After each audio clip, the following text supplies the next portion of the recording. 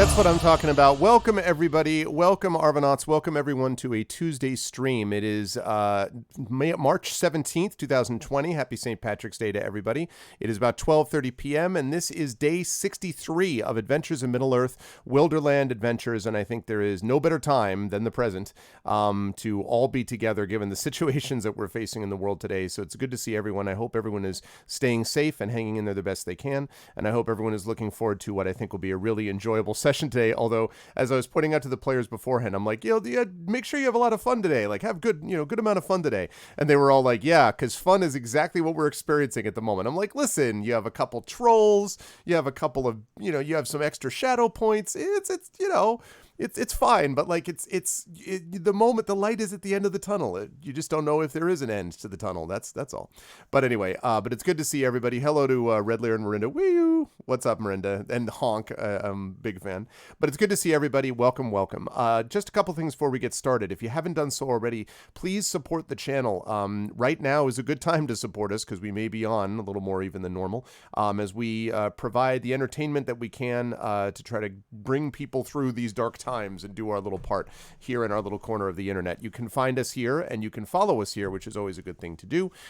Checking us out on the channel here by following is good. Checking out our YouTube and subscribing to us over there is always helpful. ! ArvTube. We have about 731 subscribers over there, and that is where I put all past broadcasts of the Twitch stream, including, of course, all of this campaign, all organized by playlist for your watching and listening enjoyment. If you're stuck at home, now is a good time to be watching lots of Wilderland Adventures, for example. So you can find us over there. That's ! ArvTube. !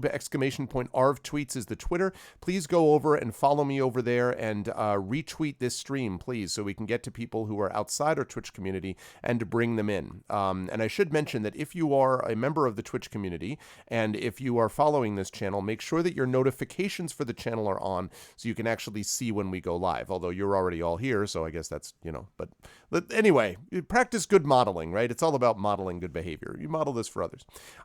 So there's that. ! ArvTweets for that. ! ArvCord is the Discord channel where you can hang out with the Arvanauts in between streams. That is always appreciated. And last but certainly not least on that score, you can find all of this on my website, arvaneleron.com, which also has the Curse of Strahd, which is my Infinity and Beyond campaign, regular D&D campaign. That is over there, my audio podcast, and the calendar, the schedule for everything going on over the next few weeks can be found there as well. On the financial side, ! Arv Shop will let you get over to my merchandise area where you can get a lot of merchandise relating to stuff we do here. We have Infinity and Beyond merchandise. We also have Adventures of Middle-earth merchandise, which is illustrated by the fabulous Terry Toons, and we'll talk more about her in just a moment. So you can do, all the stuff you do over there supports us and gets you some cool swag as well. ! Arv is the Patreon, currently sitting at 313. Would love to see that get north of 350 again, because again, we can do some awesome stuff that we put back into the channel, including another Talisman tournament, Arvanaut Idol competition, and you can get individual stuff as well. Copies of one of my band's albums, critiques of your writing from me, the epic poem and or character background, like I've done recently for Coven Guy and Echo Alpha X5. Those are all things that you can get there as well, so please consider supporting us because that does make a difference over there. ! Arv Treon for that. And last but certainly not least, if you haven't already done so, please consider subscribing to us here, as Red Lear has clearly done, because we have all these awesome custom sub badges and emotes and things like that. And actually, there's a 2-month sub badge which has been opened up, so I'm going to have to try to. I may be rolling out another sub badge down the line. We'll see. I will think about doing that, but that's going to be happening down the line. On the publishing front, just a couple of quick notes, and this is actually important, so I hope people will just take a minute to think about this.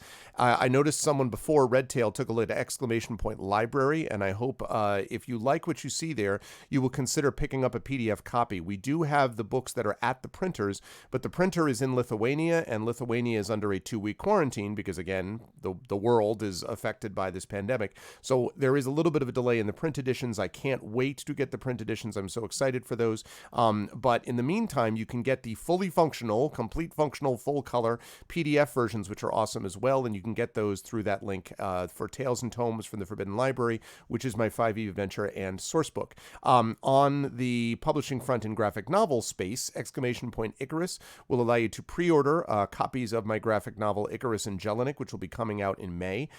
Those, I can't tell you how great the art has been from Acela Fabio, the artist. It really is awesome. I'm very excited to share it with you. So you can do that. That comes, of course, from the amazing people at Athos Arts Entertainment.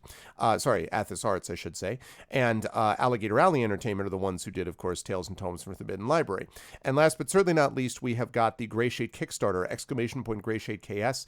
That has been also delayed because, again, of everything going on with the coronavirus. But we hope that that's going to be getting some movement soon because the cases in China are beginning to drop. And we hope that soon it will be safe for people to go back to work there. And so hang in there, basically, is what I'm saying.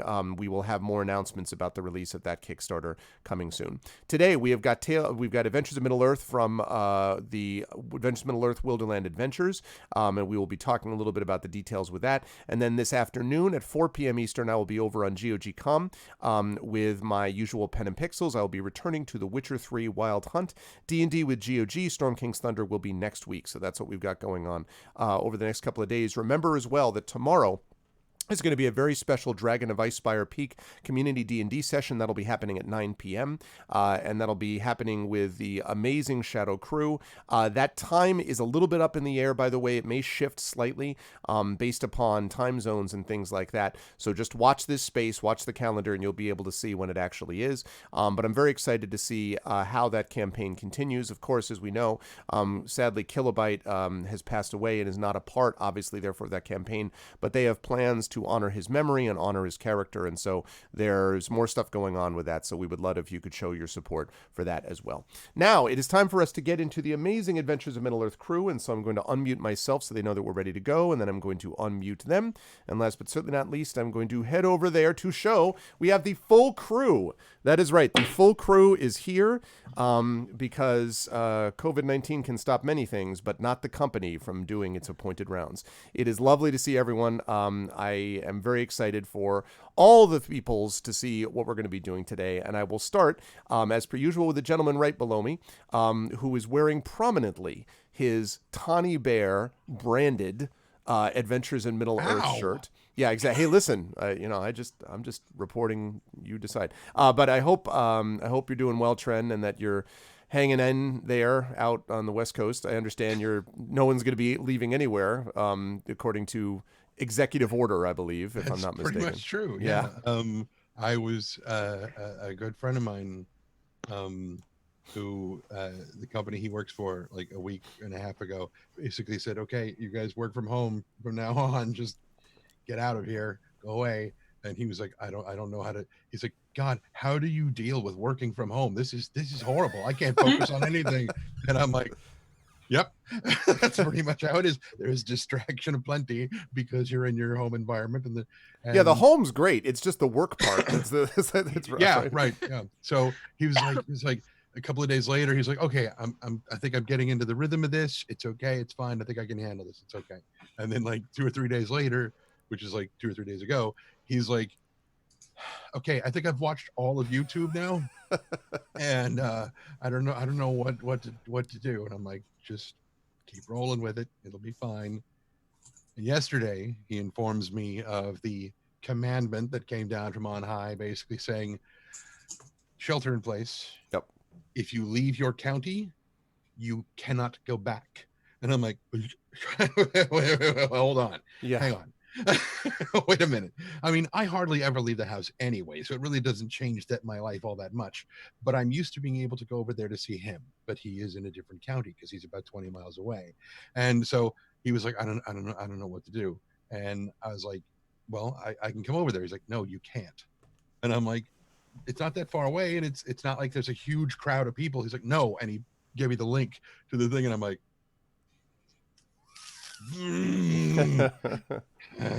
Yep. Okay, we'll get through this. And so, yeah, craziness. But today, I am playing Tawny Bear, the Hearthminder, who is, I think he's probably through his slump in wisdom saving throws. And slump. That's he funny. failed like 2 last round. I know, which is like the first 2 in the history of recorded time for Tawny. Right. Yeah. So he's gonna be fine now. Yeah. Okay. Watch this. And we're pretty much in the happening party place of Middle Earth, so it's gonna be fine. It's gonna be great. Yep. This is the get ready to get all the feels as the Hans Zimmer music swells in the background. That's what we got going on. But I'm excited to see how Tani handles things, and I am also excited to welcome back Mr. Will Jones, who is back with us today. As I pointed out to Will, Oh, and sorry, I missed one thing. Oh, sure. Happy St. Patrick's Day to everyone. And you'll note on the back of the shirt that there is green. You know who's wearing that green? Tis Robar. Tis Robar Staunton, who has revealed Irishness this day instead of royalty. But it is a pleasure to welcome Will back. I was saying to Will that he managed to get to America just in time for all the what to hit the fan. But then he was leaving the UK, which arguably is the only place with a worse federal response than the United States. So I was like, it all works out. Yeah, how are you doing, Will, personally, health wise, etc.? Yeah, no, doing good. Sid got sent home from work yesterday, so we're just chilling out. I work from home anyway, so it's like just sort of watching the world happen and watching everyone else sort of like, how does this work? And I'm like, I don't know. I don't have any tips. It doesn't really work. But we're doing fine. We're bunkered down. Everyone's panic buying guns here in Georgia, which is hilarious. Yeah. You shoot virus. You shoot viruses. You shoot the virus. Yeah, you shoot the virus. That's how you get it. Yeah. They're genuinely, there are lines they even call it that. You have to stores. get a shot to stop being hurt by viruses. That's how it works. Right. I will say, I actually do understand the logic, of, in as much as people, I guess, are afraid the society is going to crumble and there will be looting and they will need their guns to defend themselves against the looters and stuff like that. Which, is based on a complete misunderstanding of how people actually do behave in disasters, but I get it. It is a bad idea.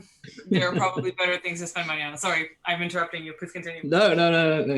I mean, this is pretty much what we've just been watching happening around us. Yep. For the past, week or so, it sort of got worse and went into the Walmart and nothing was there and all the guns were gone, and I was like, what do I do? How am I going to protect myself against this virus? Guns, right?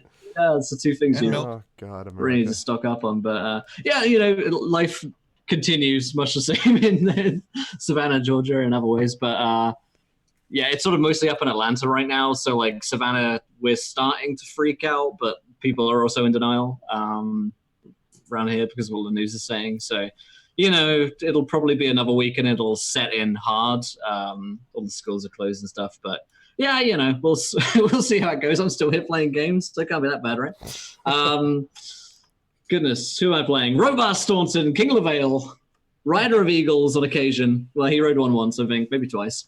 Definitely means you can have that as a title. And he's ready for a good time. Because... And it's true that the recap is going to be fun, Will, as you hear how things went last week. But it's great to have Robar back with us. It's also great to have with us Terry, who is under the weather and is not feeling well, but is okay. I hope that's true. She's told us that she's fine, and she's like, it's fine. And we're like, is that it's fine, or is that I'm German, so everything's fine? Which is it actually? So... You're fine. I'm not sure what Terry? that's supposed to mean. Because they're so imposing and don't attack me virus, etc. That's all. So for those who are not in the know, I am currently self-quarantining because I developed coronavirus symptoms last weekend.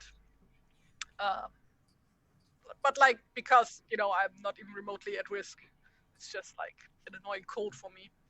So I'm just self-quarantining so that I don't infect people who are at risk of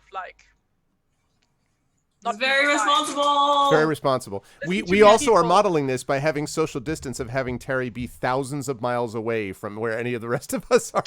Just for this. Just for this. Right. Exactly. We sent out an email warning everyone. I was like, all right, we're going to have to leave our studio, and we're all okay. Amal, you go to the UK. Trent, you go to Cali. Will, you go to Savannah, Georgia, because and then Terry, you just go to Germany. That's Talk about splitting the party. We are actually true. Quite That's very Yeah. true. Quite distant.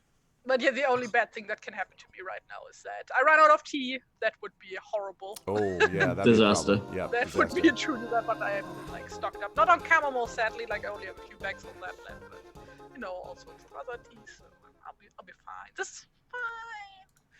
It's all blow over. And who are you playing today? Who is also made of stern stuff? Sometimes. She is Inge, daughter of Ida. She is a dwarven wanderer of the Arab War, one of Durin's children, as they say.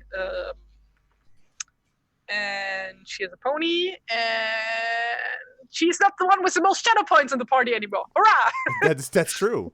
That's true. Oh, also, I wanted to tell you guys because I've been sick, bored and stuff. So I've been learning Middle Earth heraldry.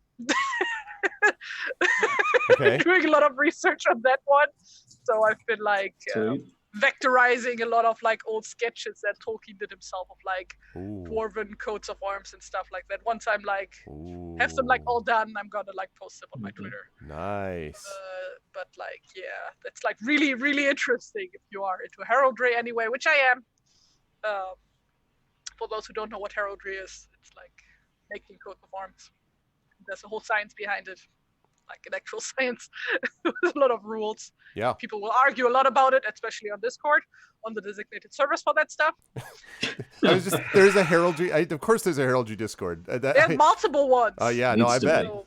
Are they angry at each other? Are they split? Is it the splitters? You don't go to that heraldry Discord. You go to this heraldry Discord. No. These are all connected, but they have separate servers for separate subdivisions if you want. Right. No, I just wondered if there was very serious. I just wondered if there was suspicion of heraldry Discord. That's not how you do it. No. The heraldry states of exolologists and the other. Oh, okay. Okay. Okay. All right. Good. Yeah, that's the thing. That's good. Well, And for those who don't know what that is, that's making flags and stuff. And the heralders are not. And that is stupid. Apparently. I like both, man. but I made a lot of enemies on both on the heraldry. You made a lot of enemies. What the hell because is this I'm place? no, dude, just do what looks good, and everybody's no, but in the year 1671, Judean People's the Baron Front. of The People's Front of Judea. some backwater enemies. village in France did a coat of arms and said that way, and I'm God, I do not care. I'm just here for the designs. Thank you. I actually cannot tell you how incredibly heartening it is to hear that these debates are going on. I Still can't even tell happening, you. yeah. Oh God, I love it. I love it. I love Coven Guy saying, "Are you asking if there's Discord among the heraldry Discords. Oh, Well done. I see what you my did there, God. Coven. I see what you did there. Well done. Very nice. It is great Yes, to have Terry with us. absolutely. In all seriousness, Terry, I'm glad that you're feeling okay and that you're hanging in there and that you're with us here. And I cannot wait to hear how things go with Inga today. Also cannot wait to hear how things are going to go with the River, who is, of course, played by Amal. Mal, it's good to see you. I know that, we were just talking about, you mentioned this on your Twitter about travel and trying to get people back and all this kind of stuff. And I know it's been rough, but I am genuinely really happy to see that you're doing okay and that things are moving, knock on wood, towards resolution with stuff. So how are you doing? Doing okay. Short version for those who may not know. I am in Glasgow right now in Scotland, where I traveled to on Wednesday last week in a very impromptu sort of I basically had to deliver essential medication that could not be shipped otherwise and stuff to my husband, who is here and has been here for some time. So I've also kind of come to collect him sort of in order to bring him back to Canada. It's been a time. I wrote about it elsewhere, but just to say that, I'd never yet had the experience of traveling approximately 5 hours after booking the flight. So it was very, very, very touch and go on Wednesday. And I arrived here Thursday morning, and we've been kind of consumed with how to get back to Canada, which is closing its borders tomorrow to everyone who is not either an American, Canadian citizen, or permanent resident. So we are booked on a flight for Thursday. So, good wishes very much appreciated from anyone who wants to help us on our way home so that we can then self-isolate for at least the next 14 days. Like my husband is someone who is severely at risk. So it's and he's been, we've been quite successfully isolating here for the last, for him for a lot longer. But it's been good to be here. We're with family, and that's fine. But we're also very anxious to get back to Canada and to just, weather all of this from home. So we're doing pretty okay. Like, it's been very, very, very stressful, but today we got confirmation on a lot of things, and all our things are aligned right now for travel on Thursday. So we're hoping things hold steady and that we're able to get back, and then we'll see from there. And yeah, in the meantime, it's been very strange to recognize that, like, I teach, as you guys know, and watching the slew of updates, like sometimes every couple of hours from the universities in Ottawa on Thursday and Friday last week, trying to figure out the scope of this, how they were going to respond, how they could go and like how quickly they could go into lockdown or distance learning and stuff like that, has been a whole thing. So it has worked out okay for me and my classes, partly because I was trying to get things covered in order to be away this week, there was a lot of last minute stuff. So, and I feel very fortunate that we're at this point in the term, at least. I feel awful for the students who are having their lives upheaved by this. And, but I think there are just so many blessings to count, essentially, especially in Canada, where I think been, I don't know, I don't want to say anything, it feels too much to say anything, but I'm very, very glad at the measures that have been put in place in Canada and the lengths to which our Prime Minister is going right now to, try to flatten the curve is, I think, are really good. So all of that taken in stride, I am playing a character called The River, who is a woodsman of Rosgobel.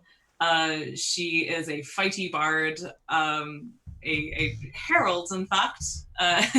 It doesn't have heraldry, but has heraldic expression. I don't know. Anyway, I'll have to consult with the Atari in case you can make a coat of arms for. Once I figure it the out. Discord now. is going crazy right now. I can't believe you said that. What the It actually is. at but my fraud, message at hashtag, Look, she said she had a positive diagnosis just to get us on her side. Then she starts putting out this BS, all right, about, Yeah.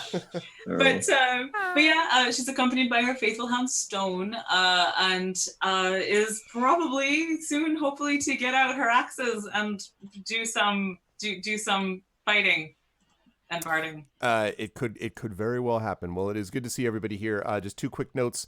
One that is about our world, and then one that is not. The one that is about our world is just a quick note that as you folks are watching this and thinking about it, I hope we can also give a thought. I tweeted about this. Schools, of course, Amal and I both teach, and schools have just have been closing down across the country. My kids are both home from school, and of course, all of my classes that I'm teaching are now online through the end of the semester.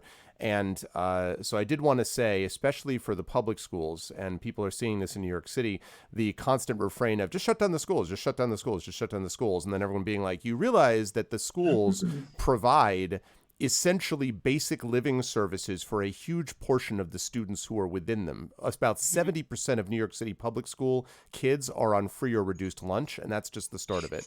And so the point that I want to make is it would be nice, while we're thinking about the first responders, the healthcare workers, the ones who are on the front lines of this, as we always do, it would be nice if we also give a thought to the teachers, to the staff, to the administrators. I taught in an inner city high school, and for decades, schools have been asked to fill in the cracks that our richest societies shamefully allow to grow. And the fact that only now have we realized that schools are being asked to serve as psych clinics, as hospitals, as as cafeterias, as parents, as many other things, and oh, by the way, also places of learning. It would be nice the next time you hear a politician, when this crisis has passed, be tempted to talk about the overpaid quality of teachers, that you give them a big old side eye, vote them the hell out, and then think about how astonishingly valuable the public education system is, at least in America, but also I would say in many places around the world. My thoughts today are with not just the students, but with the teachers and the staff who are doing everything they can for those kids on a daily basis. Okay, soapbox note over. In our world, in the world that we're about to enter, I want to invite everyone here to enjoy themselves as they watch. Someone said, as the party said, I don't know about enjoyment, right now because of what we're dealing with, but I want you to be lost a little bit in the world. At this point, right? There you go. I want you to be lost a little bit in the world that we're about to provide you. This is a service, I think, that all of us, we love playing this game and we love being together as friends, but it's also important, I think, for all of us as a community to continue to come together. So join with us as we enter one of the most spectacular worlds ever built by Professor Tolkien. And with that said, I'm going to fire up the music and let's get going and talk about the recap of what happened. Yeah, exactly. Right. Okay. In our last session, the party, which has been making its way across the desolate lands known as the Waste, heading towards the Grey Mountains, the Withered Heath, and the watchtower known as Zarakanbar. This is a dwarven tower that was built many, many centuries ago and was designed by the dwarves to keep watch on the actions and doings of various dragons that wandered through the Withered Heath. And the party has gone there because, from their best information, the shadow of the creature that they have been encountering on multiple occasions, the Gibbet King, where they actually fought, the army of which they fought in our last portion of this adventure, it is said that some of the representatives of the Gibbet King came to the dwarves, came to Erebor, and stole plans and details about this watchtower, Zarakanbar. And so as the party made its way across the Waste, trying to get to the Grey Mountains, they began to note examples where some of this might be the case. By the way, I should say that this is a very personal thing for several in the party, in particular Inga, whose mother Ida is deeply ill and is currently ill from this thing known as the rock fever, which is affected by shadow and the influence of shadow. And so in some ways, Inga is going to try to save her mother's life as much as she is trying to do this for the good of the good people of Middle-earth and Wilderland. But as the party has gone through and darkness and terrible experiences and all these things continue to weigh down upon them, they met a strange creature known as Witherfinger, a creature who might be an old woman or might have been an Entwife or might have been some bizarre tree spirit, but whatever she was, she managed to give the party several very important bits of information, including the fact that she had seen orcs traveling northward of there, and that she had seen them at one point, a group of people carrying this enormous chain. Almost certainly, the party assumed, the same chain that they saw at the Dwimmerhorn, the same chain which was inhabited by, or at least infused with, the spirit of the Gibbet King, the same chain which it is said can actually enslave dragons. And so the party then was like, well, this is obviously, we're going in the right direction. And she also gave them one other warning, which is that there are trolls, snow trolls, which live among the foothills and the lower mountains of the Grey Mountains. And so as the party crossed in to the Grey Mountains, they ended up traveling up a little bit and then came to a place where there was a gorge. And between this gorge that was essentially leading straight to their destination, there was a mountainside that was pretty much impassable on the west. To the east, they could have traveled around it, but it was very dangerous because it was a sheer drop. They had the animals with them. And of course, there are cave entrances all along both sides of this gorge, from which they heard this loud snoring and caught this sort of terrible stench. And it became clear that this must be the lair of the snow trolls. And so the party decided to try to be as stealthy as they could to get through the gorge. That almost worked. And at the very end of this gorge, Stone, I believe it was, stumbled into Tawny. Or was it Tawny stumbled into Stone? Stone and Tawny were both involved. They were both involved. I think it was Tawny first. Stone rolled second, so yeah. Okay. So Tawny stumbled into Stone, or whatever the case may be. But in any case, both of them made a pretty loud noise, and so this sound came, and suddenly marching out of one of the caves, the party saw this: a snow troll, which is currently looking above them, balefully down upon them. This enormous creature. And so, as I hand things back over to the party, I'm going to give them an opportunity to take one action, and only one action, before I call for initiative. It is conceivable. I mean, you're not in combat yet, so I mean, I don't know what you want to try to do, but you are on one end of the gorge, but you still have to climb up the other side of it. So you went down, you went in between. Now you have to climb up this path on the other side of it. But that said, the way in front of you is not blocked. So the troll is standing above you with this huge boulder. And so I shouldn't say it's holding it above its head yet. The boulder is sitting down next to it. But it looks like it could pick up a boulder at any time. So I now hand things back over to the party. How difficult does the way in front of us looks to traverse right now, considering that we do have a pony with us? Right. It doesn't look as if you won't need special equipment to kind of rope up or anything like that. But it is steep enough that you wouldn't be able to make quick time. Like, you'll be able to, clearly it's a path that was intended for travel, but it's not fast travel, from what you can tell. So No, we can't just fast travel to... You can't just run. Yeah, exactly. You can't transition into the next loading screen. No, unfortunately not. So sad. No exploits here, huh? Sadly, no. I am just the papers on which I wrote all of my notes about how the dwarven runes on our axes and things work are in Canada. Okay. So I might need a refresher. How do what is it? It's not runes of victory. The one that is scary.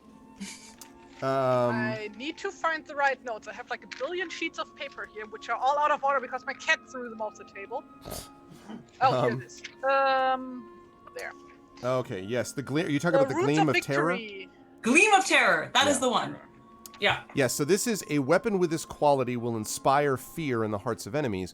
You may take an action to force a number of creatures of your choice up to your wisdom modifier within 30 feet of you to succeed at a wisdom saving throw equal to a DC of 15 plus your proficiency bonus, or become frightened of you. Your proficiency bonus should be, what are you guys now, 7 or 6? You're level 6, so you'll be 3. So it'll be, so you would have, so it'd be a DC 18, or become frightened of you. Now, the only thing about this is he's not 30 feet away from you yet. He's higher than that and farther away. Oh! Right. Really? He's not 100 feet, but he is above, they're above you, probably he's about 60, 70 feet away. They're above, okay. They're above you. No, not a long way above. Remember, the gorge goes down below, and then there are these, remember that I mentioned the claw marks that are sort of climbing up to the cave? Yeah. I was genuinely imagining that as we were walking by, like one of them just came out of a cave on our level and we were suddenly confronted with it. No, came out above you on one of the caves. Okay. In that case, I think they should just keep going. I think actually you just wave and go, okay, thanks, and they keep going.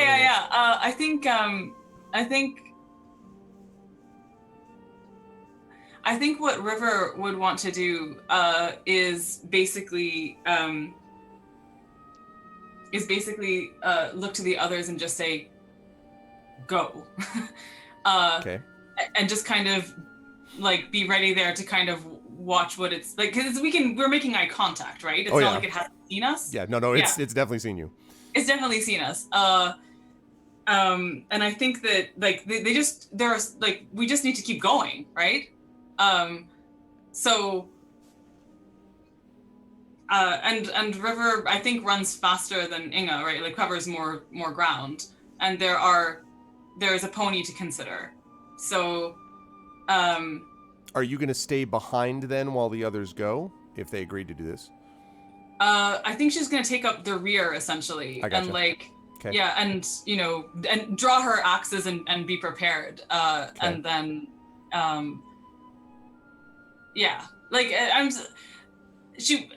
Here's the other thing. River can use distraction. Okay.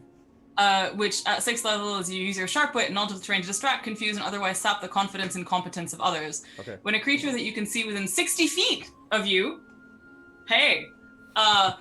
makes an attack roll, an ability check, or a damage roll, you can use your reaction to expend one of your uses of Warden's Gift, rolling a gift die, and subtracting the number rolled from the creature's roll.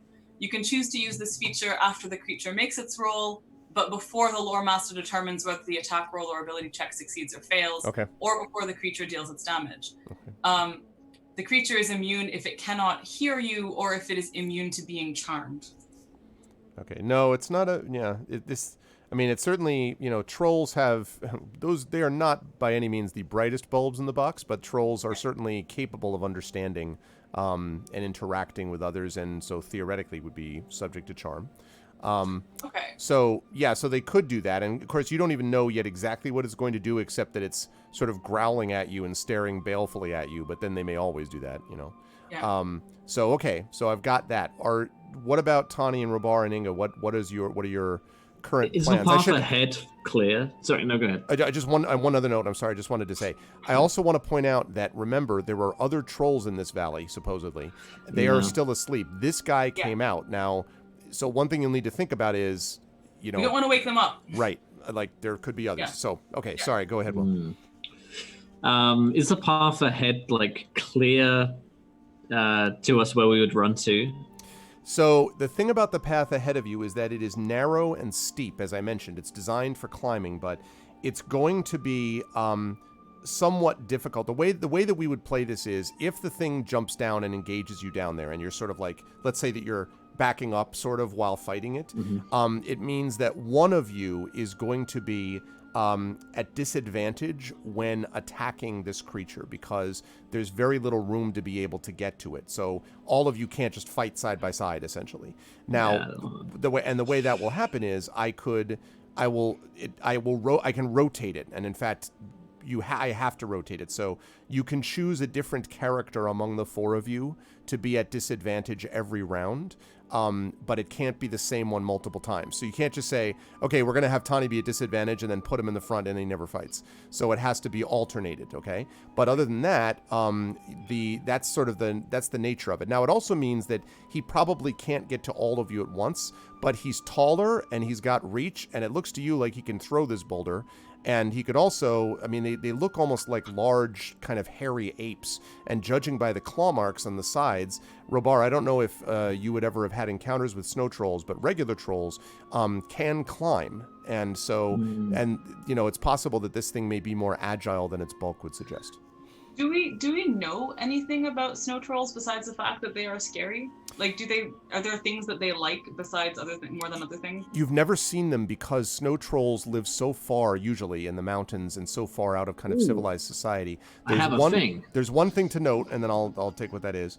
One thing to note, which is that they are clearly not affected by cold. You can even see the sort of heaviness of its coat. And the other thing is that there's not a lot of snow down here, but the skin is fairly kind of whitish blue, and farther up the mountain where there is, snow that's kind of there, you can see that the sort of coloration of the troll would make it essentially camouflage. Like probably if you were fighting it in a big snowstorm, you wouldn't see it because of the nature of what it is. Other than that, it just looks like a troll to you. So. And trolls are they're not creatures of shadow, right? Like no, they are generally not very pleasant creatures, but they are not creatures of shadow. No. Like they'll eat us, but so will I don't know, some animals, right? It's like they're not. Yes, although they're more malevolent than that. They have evil intent. It's just that, and some people suggest that it was the shadow that created them a long time ago, but that's uncertain. They're not certainly in league to any, or kind of connected or allied with any shadow, but it's a little bit Shelob-ish, right? Like Shelob is not associated with Sauron and yet was clearly evil. These things are malevolent and not very nice, but they're not allied with the shadow specifically. So Shelob was descended from Ungoliant, and Ungoliant was actually Yes. allied with Morgoth, and there was a long line of like evil stuff going on there. So I don't know, but yeah. Yes, but by the time we got to Sheila, it was not the Did you case. not do your homework here, Mr. Little? Sorry, I'm sorry to give you my Silmarillion flex. That's This is no. like the it's it's like the 100% Discord server. It's 100% clear, but it's also that's absolutely true. But Shelob, quote, cares not at all for the concerns of Sauron in her world, and is content to spin her webs of deceit whilst in the mountains. So I will see you, your Ungoliant, and raise you current circumstances. Weird flex. Notice like the numbers drop to 2. They're like, 2, like, this is awesome. We're just going to geek out and Tolkien argue all day. Anyway, yeah. I have a thing that I haven't used since I had this character, but I have had all along. Destroy Snow Troll? Is that what it is? Yeah, that's my special power. Between each long rest, I'm going to make a DC 15 survival check. On success, the Lore Master must give you a useful piece of information about a quarry you are hunting or a place you are seeking. That's a thing, right? I'm hunting this guy. Okay. Well, all right. Now, of course, you weren't here, so we didn't have a chance to know that. The question is, and we should be honest here, I guess after Witherfinger told you about the snow trolls, I guess maybe that would have been your quarry. Is that the sort of assumption? Because you're not necessarily hunting them; you were trying to avoid them. But Yeah, I mean, I guess I think the same information can be used to both ends, though. I guess right? in games terms, like I'm wondering, like whether that clause is the most important one. Like if it's a quarry that I'm hunting, or if it's just like basically a creature that I'm trying to kill, which I might be about to. Or survive, yeah. No, that's reasonable. They're not befriending the troll. Yeah, sorry, Marinda. They're definitely not. They do not seem to be befriending the troll. Well, if I find out that this troll is really lonely and just wants some friends, There's literally one. I have not closed off that path of inquiry. If we learn that trolls like shiny things, and River can be like nice and persuasive and give the troll a shiny thing and just leave, that would be wonderful. Mm-hmm. Strong feeling that will not be the case, but I gonna make the survival check. 19. I know something about. Yes. Trolls, maybe. So what you can know? I do that too? Well, no, that's a special. That's. You might have it because you're the same. Oh, I don't know. Unless you have that as me? skill, I don't know. Wait. What is that skill called? It's. I didn't write the name of it down. I just wrote what it did. Oh, what did it do? DC 15 Wisdom survival check.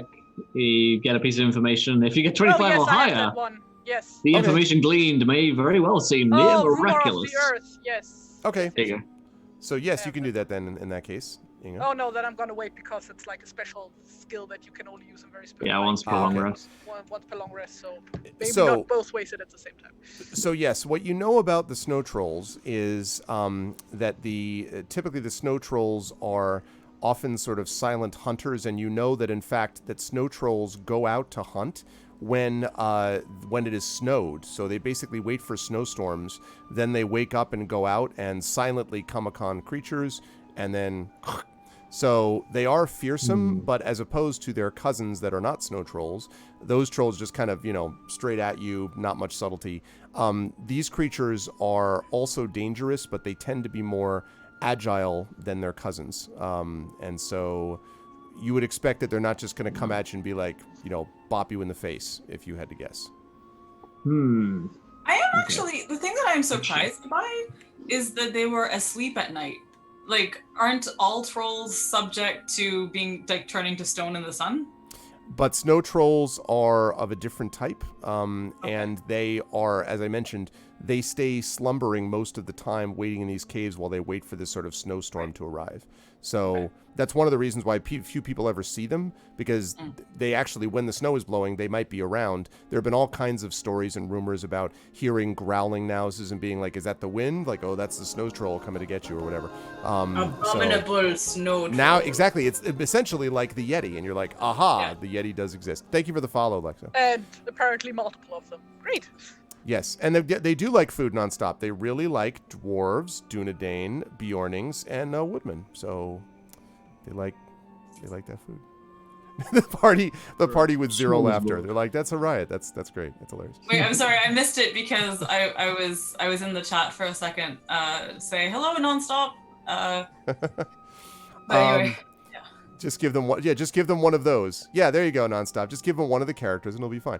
Okay, so I know what River's doing. So Robar, that's the information you have. Do you want to do anything with that knowledge? Because I'll give each of you a chance to do one thing. So I know what the River's doing. I guess I will start moving as per the plan which the River's set into action. Okay, Yeah. so you're gonna head up the path. Inga and Yeah. Tani, what are you doing? Yeah, also moving up the path. Okay, and You Tani. sound thrilled with this idea. So, to an extent, what the hell's my character's name? Tawny is going to do the same thing, Okay. but he is kind of backing up the thing. He's keeping his eyes on the troll, and he's kind of being a little bit obsequious in his posture, sort of like, oh, sorry, didn't mean to disturb you, and backing up out of the thing. Okay. But if River's not going to start following along, he's not going to go that far. Okay. So he starts moving. Okay, so you're going to start moving that direction. River, are you going to follow River- your companions like as they go, or are you kind of like staying for a while? Like, I just want to know, are you just trailing them, or? yeah, and she's all essentially I want her to be ready to face the troll if it approaches them. But I'm also kind of like River's whole deal on this journey so far has been one of encountering very, very different and new landscapes and feeling particularly attuned to the difference between something that is a hostile landscape and something that is inherently evil, like Shadow. Okay. And so I think that the thing that she has sort of resolved to do throughout this is try to tell the difference and to assume good faith of everything that doesn't ping her shadow sense, essentially. Okay. And recognizing that there is a cave full of these creatures and that they will not survive probably a whole host of them attacking, she doesn't want to provoke them. So as she's like motioning for the others to go, if she just keeps on maintaining eye contact and moving very slowly, I think one thing that she is going to do is actually like literally like as least when Tommy said when Tran said to be like obsequious and stuff, because what I was gonna have her do is actually like, you know, maintain eye contact and just kind of bow as she is kind of backing backwards and to indicate like we're just moving through. But I'm gonna have you yeah. make a persuasion check for me, River, please. Okay. I'm going to use inspiration on this. Since we're both doing it. No. I had inspiration from last time that I hadn't used yet. I'm going to use it for this. Okay. You can absolutely do that. It's like.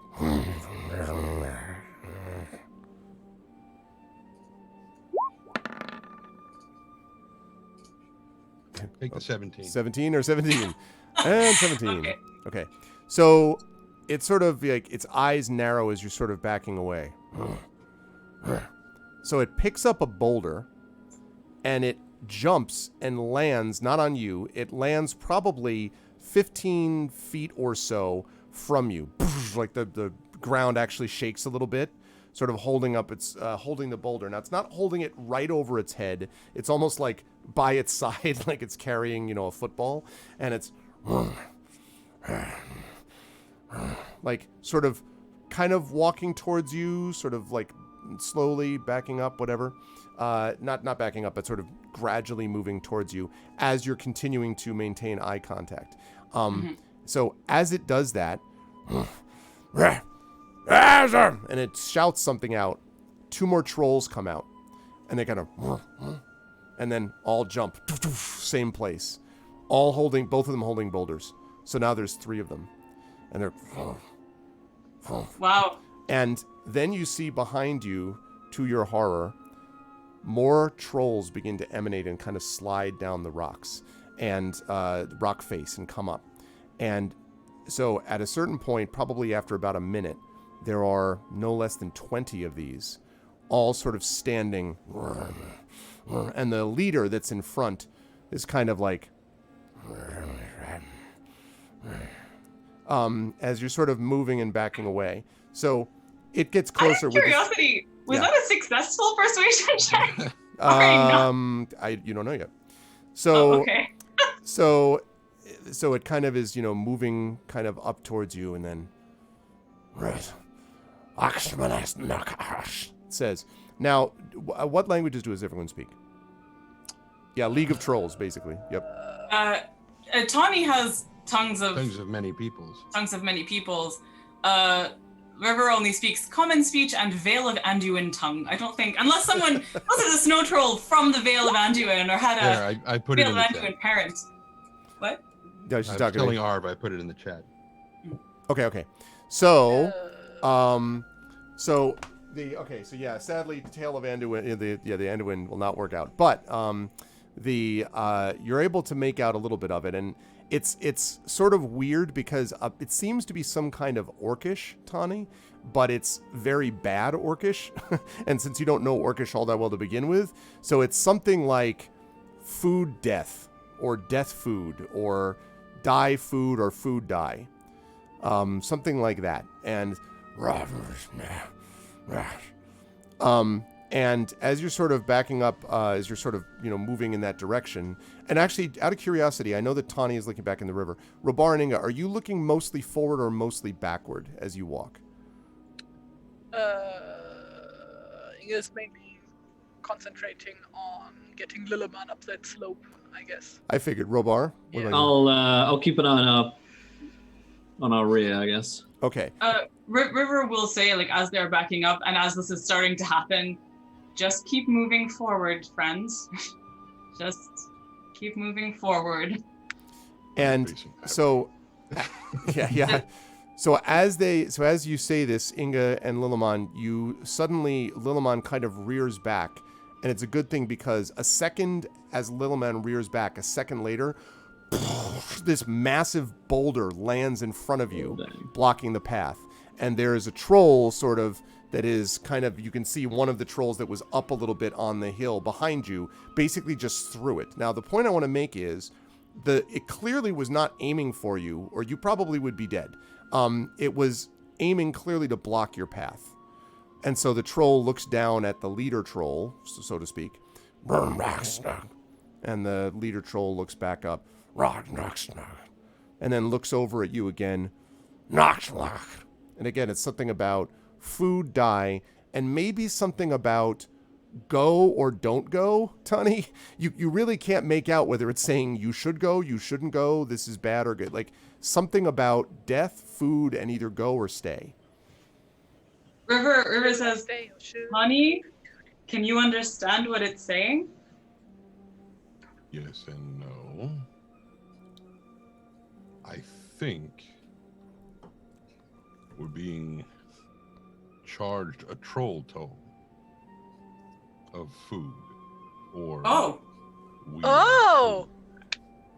Inga just like reaches into one of the saddlebags and gets out one of the wheels of cheese she carries with her and shows it to the next best troll, and probably the one who held the boulder up. or the troll like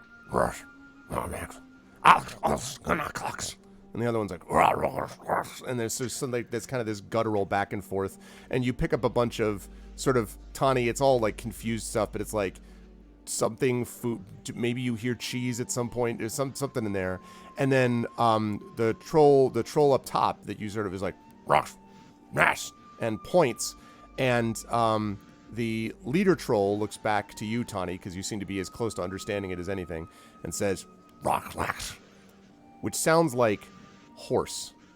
No. What does it want, Tawny? It doesn't like the cheese. No, it doesn't. The one that threw the boulder, by the way, clambers up and around, and you were all surprised. Like, it almost clings to the side of the walls, like a spider almost, as it quickly clambers and swings, actually I shouldn't say a spider, more like an ape, as it kind of swings around and then comes over and is like looking at Lillimon. Yeah, Inge just like steps in between the troll and Lillimon, you know.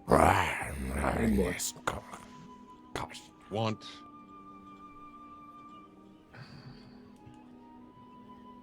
It seems they want Lillimon. It seems like I won't give him to them. I know. Quick check. Remind me how Gleam of Terror works. Gleam of Terror, I believe it's... And also, how often do I get to use it? I think it's between long rest, although I'll double check. It might be short rest, so let me be sure. But being only between long rest just does not seem very effective at all. It might be short rest, yeah. Let me see. Short or long rest. You take an action to force a number of creatures of your choice within 30 feet of you to succeed at a wisdom saving throw equal to a DC of, in your case, 18, or become frightened of you. Now, I do want to point out, Gleam of Terror, now you can force a number of creatures up to your choice, River, but that's up to your wisdom modifier. What's your wisdom mod?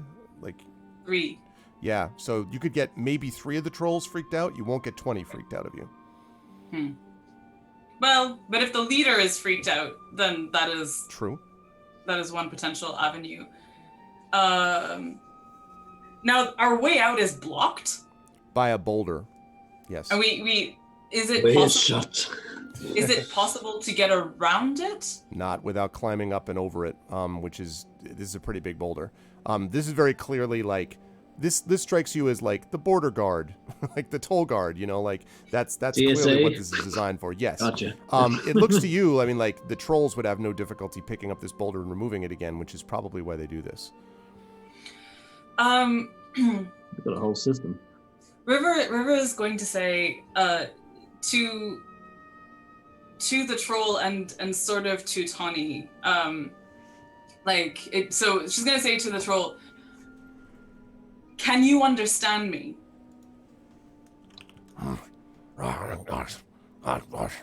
And something like, Tawny, it's something like, you think he said what, but you don't really know. It's huh? Okay, so River is going to look at Tawny and say, Tawny, I hate to put this pressure on you, but I think we have a diplomatic situation here that might require you to summon all of your knowledge of tongues of people. Get your tongues out, Tawny. It's not looking good. Yeah. Summon tongue. Yeah. So Can you tell it that we need our pony to continue through here, but we will give them other things? Do you still have any honey cakes left? That was my next thought. And yes, I do. I also have a bottle of booze, if that helps. Oh, I have some leaves. They're good. if you could tell them that we will pay them tribute, but we need our pony and we cannot leave here without it, then let's start with that and see where that goes. And if their demand of tribute is stone? Stone? Like the dog? Oh, no, I'm saying that out of character. Yeah. Then River says... Oh, yeah, obviously. Then we fight. Wanted to make sure we were all clear on that. Yeah. I'm more of a French case. I'm kidding. I make jokes when I'm nervous. Okay. So you're gonna. What are you gonna say, Tony? It was probably going to be something along the lines of Corinto Koryak. But, sorry, I should translate that for the people watching at home, which should be everyone, by the way. Basically, it's going to be,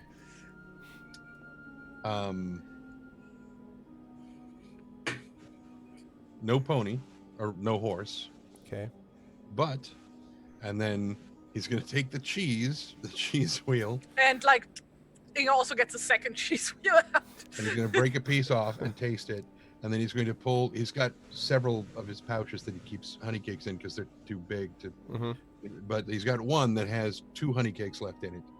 And he's going to open it up and break a piece off and taste it and hold it out to the troll. Okay. Indicate that the cheese and these 2 honey cakes.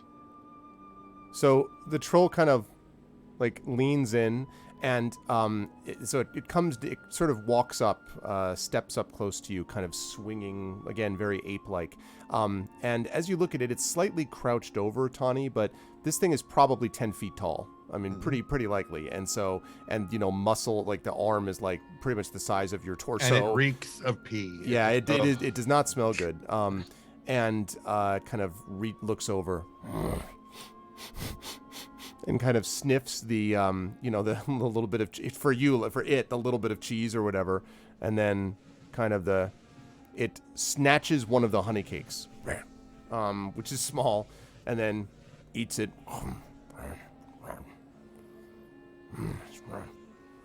And he kind of is like, you watch the expression as it's like, the hell is this? It's like trying to decide, what to, like, It's like smoke coming out of his ears. Exactly, like gears grinding. It's kind of grainy, but it's really sweet.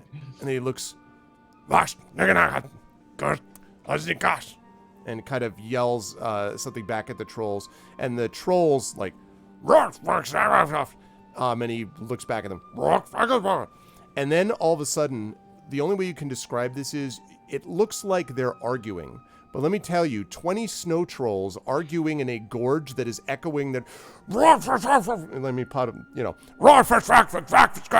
it's just like back and forth, like like deafening, right? Little Mon is like, like very freaked out. Stone like flattens himself to the ground, like is just very much, it's the sound is just incredibly loud, and there's a couple of cases where you actually think you see one like troll like punch another troll and then another troll like slam it against the wall, but this doesn't seem to lead to a full-scale fight. Like maybe they just always do that, and they're sort of doing this, and then, yeah, exactly, and then the lead troll finally and points, so it looks back at you, Tawny, and it points at the remaining honey cake, and then points at the bag that you took it from, and it sounds like he said all, is what it sounds like. And the trolls behind, there seems to be like a grudging acceptance of whatever he just said.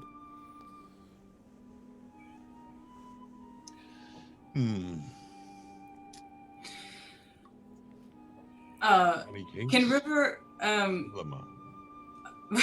no, so one thing though, I'm gonna come to California and murder you. Can you say to them, Tawny, yes, but for both ways? I don't know if we're coming back this way or not, but to have passage through and then passage back again. I don't expect you to have time or ingredients to make more honey cakes where we're going. But I also don't want to push our luck. I can try. And so Tawny basically is like she's trying to figure out the word. Just say like yes, but both ways. There and back or something. No one would ever call it that. Again. That's a terrible name.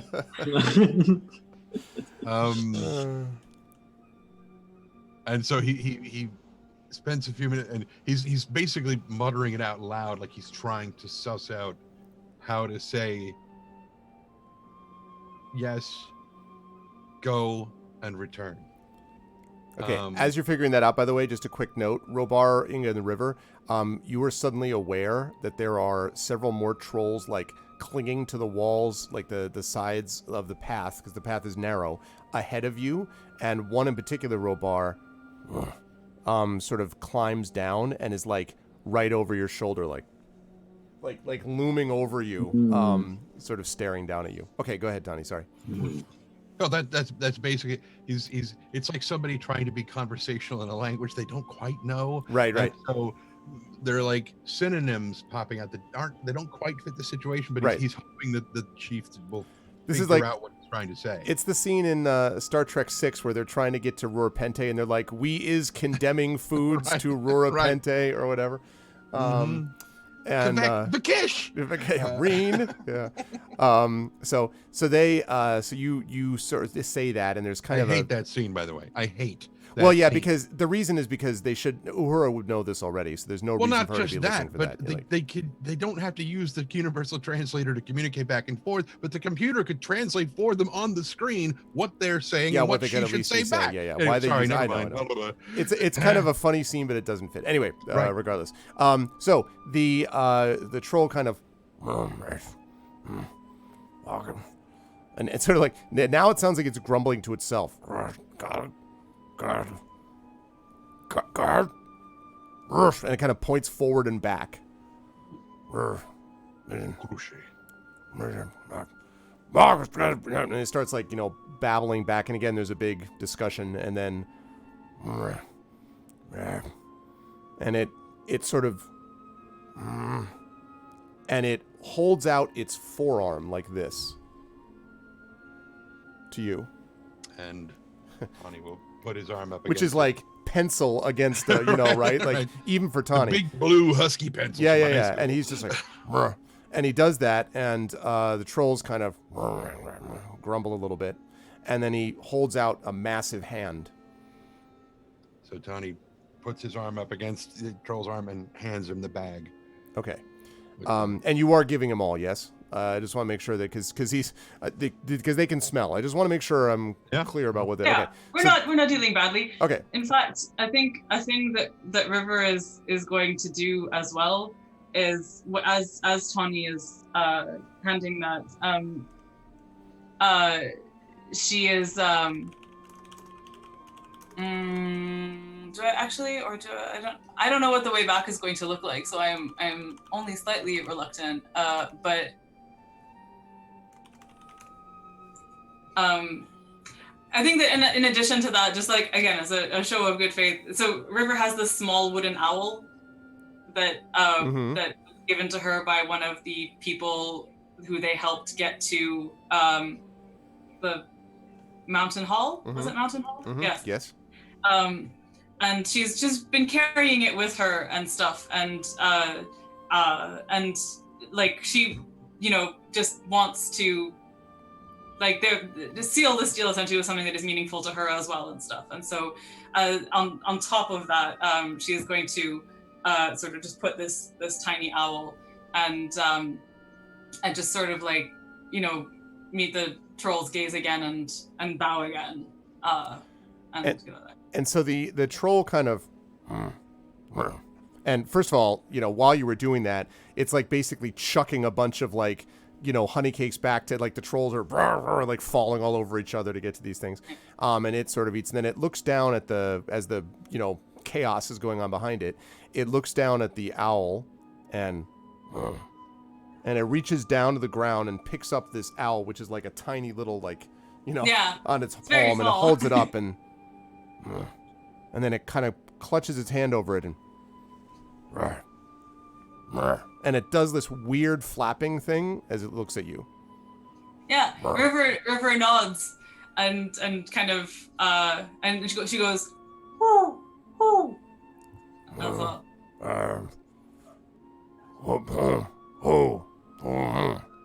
You think it's trying to, and then it says, and it shakes its head, and it comes over to you. Again, you get the same feeling that Robar has had this whole time, where it's like just looming over you. And it says, and it does the flapping again. It says, like it's breathing. And of course, the breath does not smell good, but that's not the point. This hot breath. And then it reaches down, and in just a little bit of, again, I mentioned that there's just the lightest bit of, not snow, but like just a little bit of sort of dusting on the ground. And it traces out what looks like essentially kind of a stick figure version of some large reptilian creature, maybe with wings. Might be its version of a dragon. Right. And it sketches it out, and then it goes, and it points like in the direction of where you're going. River nods like she understands, and she says to Tawny, how do you say thank you? Is there a word for thank you? There is no word for thank you in Orcish whatsoever. Well, there kind of is, but it's very rude. Well, yeah, okay. Maybe. I think you'd be best off just going with... And so River tries to do that and just goes... And the troll kind of gives you the, like, okay. like you just said, suck it, or something. There's something bizarre. Like, not, it's like it sort of nods. And it takes a step back, and then it says, and the one that's by you, Robar, kind of goes back up the wall, and the one that was pointing down at the at Lillimon, Inga, goes over and kind of takes a few more clambering steps, and then jumps and lands on the other side of the boulder. So again, Lillimon's like, backs up like this, and picks up the boulder as if it were picking up, like a garbage bag, if that, and then tosses it, like not even looking, over its shoulder somewhere into the rocks. It just slams against it, and then looks down at Lillimon and kind of bends its head in, and Lillimon is like this, and it's like, and shakes its head as if in disappointment, and then jumps over again, clearing you with ease, all the party, lands on the other side, and the leader troll kind of nods to you and then turns around and shambles off, and the other trolls start to do the same thing, although many of them are still beating each other up to try to get the honey cake pieces and stuff like that. As you head on. Okay. That was good. Toll trolls. Yeah. Okay. So next time we bring a goat. Next time I didn't have a bridge. I mean, these guys are amateurs. Oh, you yeah, exactly. They should have just put a little river down the middle, Robar. I will say, I was joking about having turned Lillimon into a goat. No, I was going to say, you spent all this time talking about him being a goat, and then you're like, man, wait a minute. Should have been a goat. I just assumed he was the goat, the greatest of all time. The goat. Yeah, exactly. Oh, I really like this troll. I like this snow troll leader dude. This is nice. We could be friends. We could be friendly snow troll. Like, does he have a side quest for us to do? Like, come on. It's a blue question mark. It's exactly. Once you come back to it, it's like, now that you're here, you can help me. What? He speaks? Wait, what? How many You warned us about a dragon, guys. We actually have a problem in my village. Collect 20 honey cakes. Come back to me. Oh, and it's a daily. You have to bring them every day. God. God. Oh, no. Anyway, so now, one other point that I want to make here is, because I had my note here, dealing with the troll, which you just did. But then I also, because we were just starting here with, we're going to be starting day 10, because this was happening when you were going across. Hello, kitty. That I need everyone to make a shadow point check. Now, as a quick note, Will, in this land that you were in, it is a deeply blighted shadow land, which means that you have to make checks twice a day to avoid getting shadow points. So you at the moment are up much to... like my homeland. Yeah, pretty much. Jesus. So Inga right now is dealing with... in fact, let's just do a quick reset. Inga's got 45 out of 45 points. Okay. Did you say reset? No. A reset of where we are, not a reset of let's get all our points back. 45 out of 45, 9 shadow points with a level of exhaustion. For me? Yes. Is that what you have? Correct. Okay. River, I have you at 11 shadow points, but no exhaustion. 45 out of 45 hit points as well. In fact, 3 of you have 45 out of 45 hit Yeah. points. Robar, same way. You have 8 shadow points now, Robar. Yay. And Tani is 41 out of 41 with 3 shadow and a level of exhaustion. Okay. And unfortunately, no honey cakes left. So you're like, wrong, because pulls out from his shirt. So I have 5 more. I'm made of honey cakes. Okay. All right. So I would like everyone, please, to make their check, please. This is a wisdom saving throw. And then we will talk about what happens next. 14. Oof. Ooh, Oh no. okay. Oh no. Oh no. All right, let's see. So, Oh, I don't think 13's gonna cut it. Shit. yeah, in fact, the only one who makes this, stop me if you've heard this before, is Tani.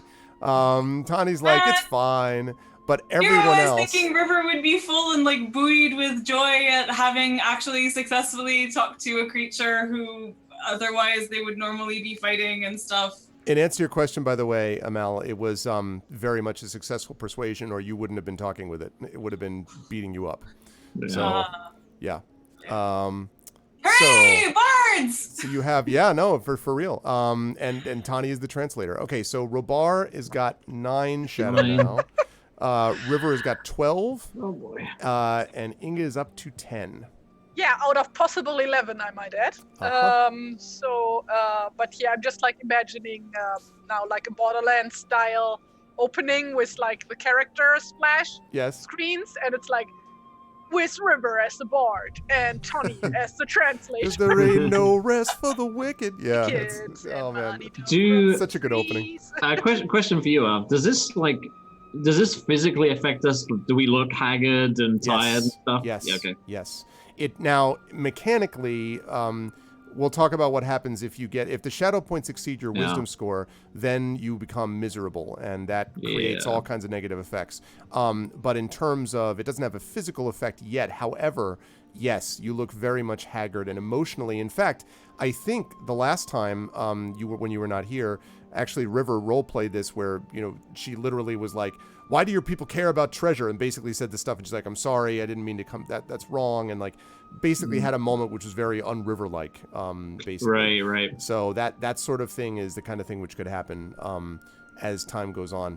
You don't know anything. Yeah. For you, Robar, part of the experience for you is just this general weariness. You've experienced this before as a Dunedain, but this sense of just like, what is this all for? You go on, you go down these paths, you watch over the lands of people that distrust you, and what does it all mean? Like you think back to those that you've lost, you think back to the fight to try to save Black Tom, Tom's, place, to trying to save your sister. You did do that, but you just think about all of these, this just drain, this constant pull on your psyche. And what's the point of it? I mean, if this is all that you're going to have left.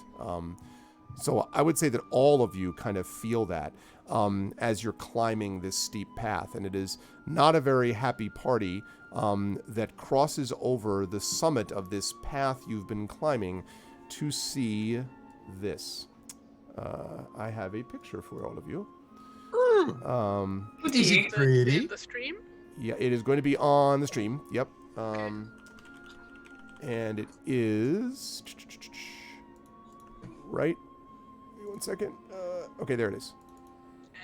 Any minute now. There we go. Sorry, it's a little big. I'll reduce it. There we go. Cool. Ooh. So this is what you see. There stands clearly the watchtower. It is carved by the dwarves out of the living rock. And Inga, you do feel a surge of pride for a moment looking at like, wow, because this thing is they said it was built out of the mountain. They didn't say that it kind of was the mountain. Like this sort of is itself a hill, not unlike Erebor, although obviously much smaller, but it's so well worked and constructed, and the path, even after all these centuries, is still solid and there. And you can see the sort of narrow mountain road that you're on, which leads up to the main gate of that watchtower. And you can see the many empty windows of the tower. But as you're looking at all of this, all of you also note smoke, which is issuing from the upper levels. The watchtower is occupied.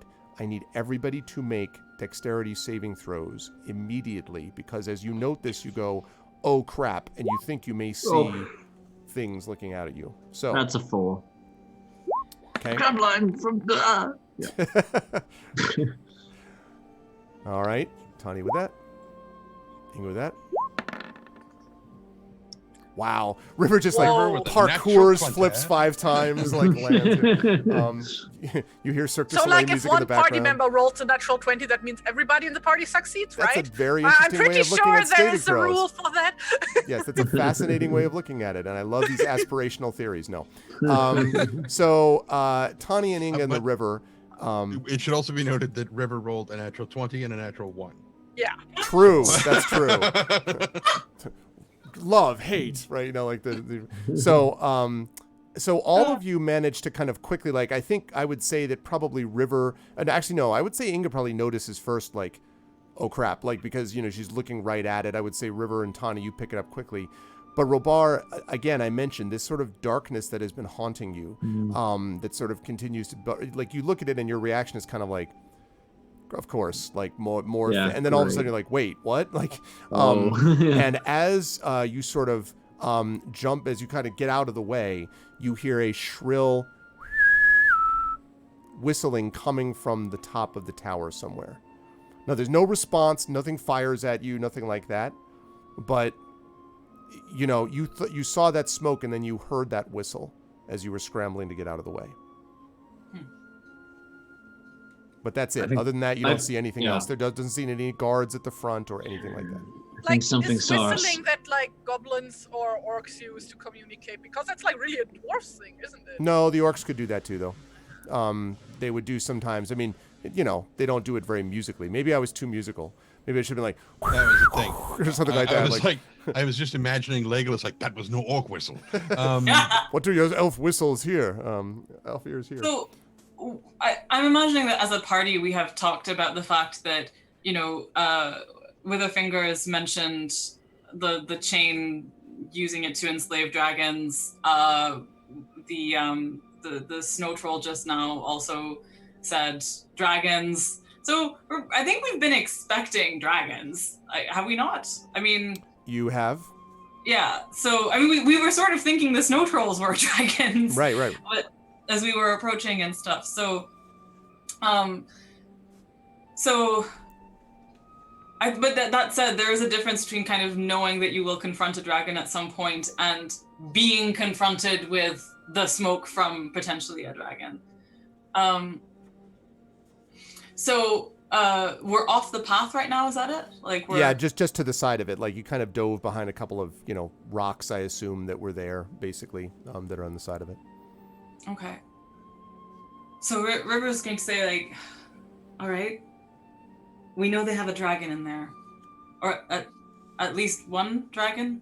I should say, by the way, you don't know I mean, it's occupied, but you don't know it could be a dragon, it could be other things that make smoke. I mean, it's not necessarily a dragon. It could be fires. I just wanted to point out, I'm not trying to make you think it's not. You don't know for sure. They're just making brisket in there. Who knows?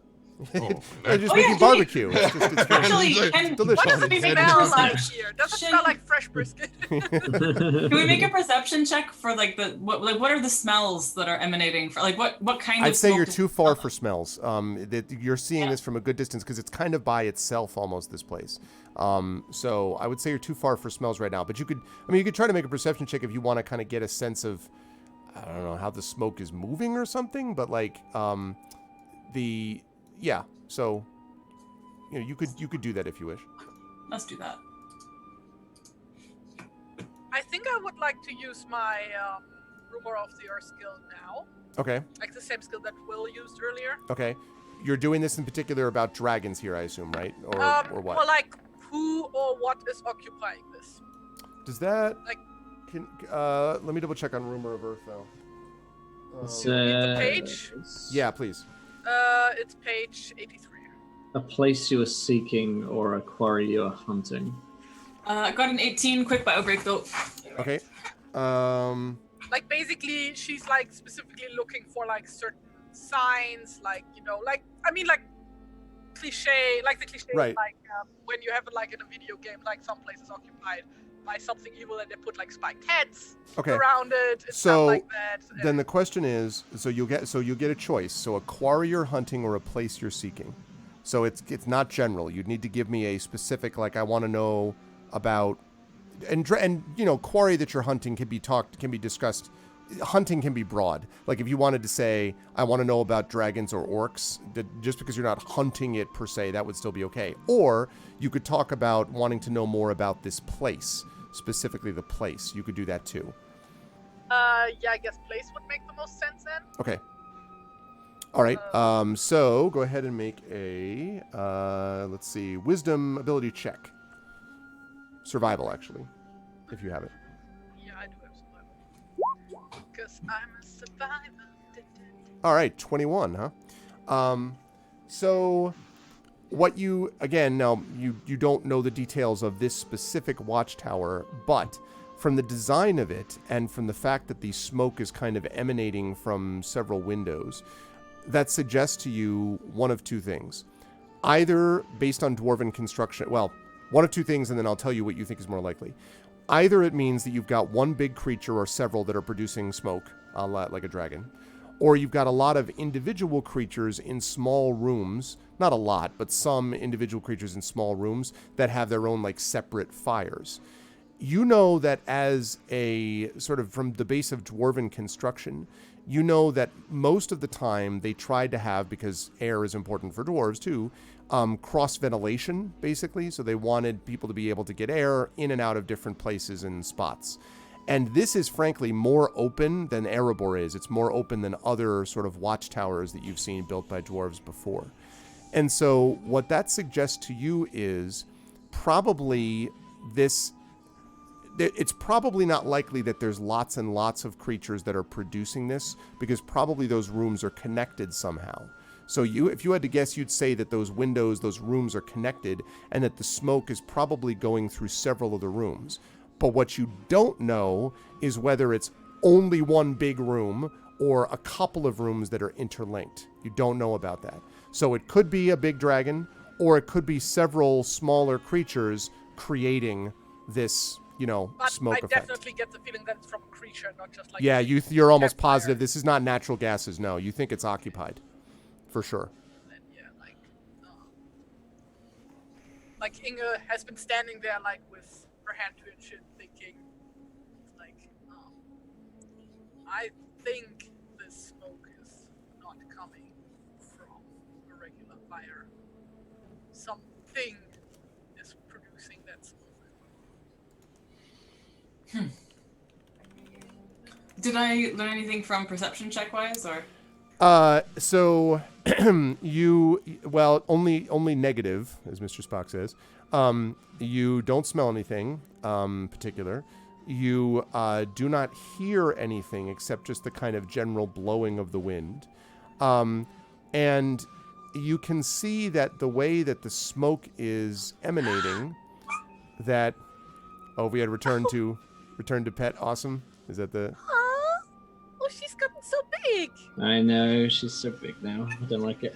I don't like it. Return to small size. There's more of her to love now. Yeah. Oh, yawn. She has like doubled in size since last we saw her. She was like Yeah. She was a guinea in pig your now. palm before. Yeah. So big. Sorry. Is Carry her on. name Olive? Did you say what's her name? Olive, yeah. Olive, yeah. Yep. So, Sorry. let's see. Sorry. No, it's Please okay. continue. It's quite all right. It's quite all right. It's quite all right. I understand. So, the way that the sort of smoke is emanating through and around the windows would suggest to you that it's probably coming from higher in the building than lower. In other words, it's not that it's coming from like volcanic gases deep below the earth that kind of come up and then eventually vent out this way. It looks to you likely that, the way the smoke is rising and where it's coming from means that it's being created higher up in the watchtower. And on a higher level than where the gate enters, because you can see from there that the gate enters on what looks like if it's a first level, but like ground level, and that this looks like it's coming from levels above it. Right. Here, Rabar cast distraction. It's super effective. Indeed. I'm the one who uses distraction. Me. Okay. So we're still all on the side. we're sharing our observations. We know that it's occupied. Were we expecting it to be abandoned, or we were expecting it to be occupied in some form or another? You didn't know. Well, you knew that they knowing were the orcs were ahead of us, right. I fully expected it to be occupied. Yeah, exactly. All right. And are we? How far are we from it now? Like, are we going to be able to make it there the same day? Yes, you think that you'd probably be able to get there. It depends on, because the path is pretty narrow, so you have to be careful. But if you were not worried about anything else, you could probably get there in about an hour from where you are. We're worried about quite a lot of things. Yes, I guess if you were not trying to move, I don't know, stealthily or whatever. Like if you're just walking to it, it would probably take you about an hour of travel, maybe a little bit more or less. Well, so Robar is still the guide here, right? No, Inge is. Inge's the guide? Oh, sorry. No, Inge's the scout. Yeah. You switched it up. Oh, no, we switched it up for like when we went through the troll thing because it's dark and Inge's the only one who can see it in the dark. Well, right, but you weren't the official. Yeah. This is for the journey. Just Right, for right. like, yeah. I'm just thinking of like, so, and do we arrive like? You arrive when you get there, so you're arrive when almost we there. get Yeah. Yeah. I'm just trying to think through of like. Get this trying All to right. drink my tea. So we know then. So River's going to like look at this and say, all right. So we know that there's someone there. We know that they probably can see this path for quite some distance. Yeah. We know they're probably going to be expecting us at this point. Right. Is it worthwhile just walking up to the front door? Or should we try to make a slower way forward, maybe slightly more hidden? Well, I mean, looking at the thing, I see like several points we could get into. I think it would be wiser to like climb in through one of the windows. Potentially under cover of dark. What time is it now?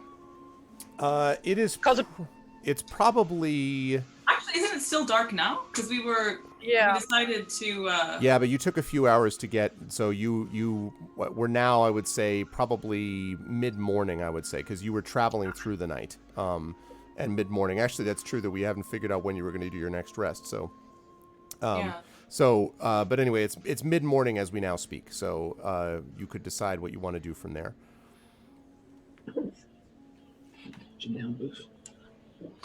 Not a very sunny day, as you can see. How many secrets did we get from the book about the keep? Let's see. Yeah, do you have how many? 3. 3. Yeah, that's right. That's what I have.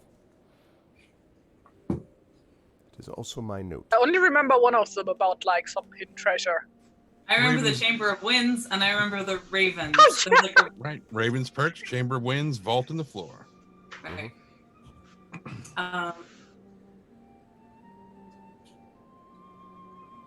Could you repeat what those were, though? Like what those do? The treasure vault, the vault was that there was this secret vault built when the tower was carved out of the mountain, and that it was in supposedly the last bed chamber on the left, whatever that meant, and the entrance was hidden in the floor. The Chamber of Winds was the upper level of the watchtower was a huge chamber where 8 tunnels met and 8 windows look out over the world, and each of the tunnels has a separate door that can be opened or closed independently. And when the wind blows, the tunnels become essentially musical instruments, and the mountain itself produces these powerful sounds. And the idea was that it was originally used by watchmen in case of emergencies.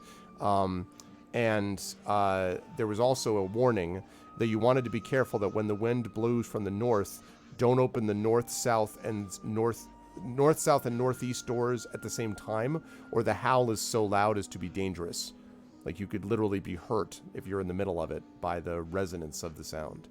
Wow, I totally forgot that aspect of it. I mean, you're so focused on Chamber of Winds being a funny thing. Yeah, you were too busy making fart jokes that you guys didn't realize. This is what happens. I'm so glad that the members of our company are far more sober, thoughtful, offensive people than their players. Yeah. And then the Raven thing was just that on the top of the watchtower was a small chamber where the dwarves kept Raven messengers, and that it looked down upon that Chamber of Winds. Do we see any ravens or other birds? You do not at the moment, no. Although it's a cloudy sky, but you can see, somewhat against the dark. Nothing flies around it at the moment. And the treasure vault, the hidden treasure vault, was like last chamber on the left, something like that. Correct. Right? Last bed chamber on the left, actually. Last bed chamber on the left. Yeah, I think we can worry about the treasure after we figured out what's going on here. No, I'm not thinking about the treasure. Just thinking like it's a hidden place that I think one thing that we can presume. Okay, and River is going to say this. Like I'm just assuming this is like actually a conversation. One thing we can be relatively certain of is that we have secrets here with us in this book that the people who are there don't perhaps have. Things that we will have learned from this book, they would have had to learn through observation and experiment and exploration. Arf, does it look like people have been in the area? Like, are there any footprints around or hoof prints or anything like that? For that, I will ask you to make an investigation check for me. Although, this is not known land for you. So just make an investigation check for me, please. 6. Can I do that as well? There are definitely people that walk on this path on occasion. Maybe even you. For sure. Yes. You could try to do that, Sure River. Yes. Yeah, I wanted to remind myself of how stone contributes to that, because I have forgotten. Keen hearing and smell. The hound has advantage on wisdom, perception, ability checks that rely on hearing and smell. This is not hearing or smell. Well, investigate support. When you make intelligence checks, you gain advantage and count as proficient in the skill, even if you are not. Okay. If all right. you are proficient, you get to double your proficiency. Okay then.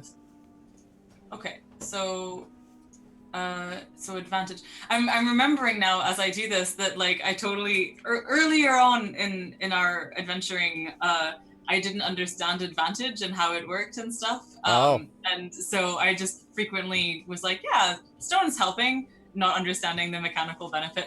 Yeah, exactly. And that's absolutely. Yeah, there you go, Riddler. That is a perfect use of Arvany Witch. Perfect use of it. Okay, which way? So investigation at advantage. Yes. Well, you're like, are you sure there are people that walk along here, Inga? Because I don't know that you could, as you're staring at your feet. Walk along where? All along the watchtower? All along the watchtower. Don't. We're done. That's fine. All right, that's and that's been our show. Oh no. I would like to note that it is currently 11:11 here in wherever I live, Northern California. Yes. Oh no, are we almost done? No, he just wanted to note it. Oh. Just wanted to. Also, that was Trent's idea, not mine. I was point that one.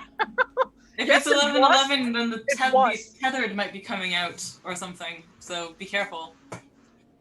God, I've been waiting to do that for so many sessions.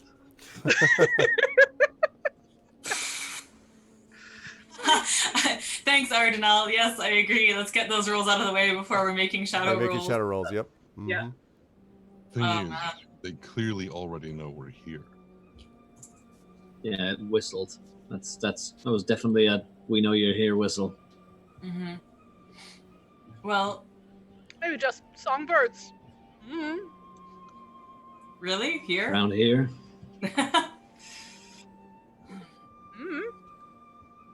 All the birds are dead around here. Guy is gray. Yeah, I look moodily off into the distance. Oh, Nova went into emo mode. Yeah. Can you look, please, into the Oh, middle there, distance? The most favorite Shadow term the- ever. The middle the distance. Dunedain. What's our play here then? I mean, we know that they know at least one of us is coming, right? I don't know that they necessarily know the size of our company or when to expect us.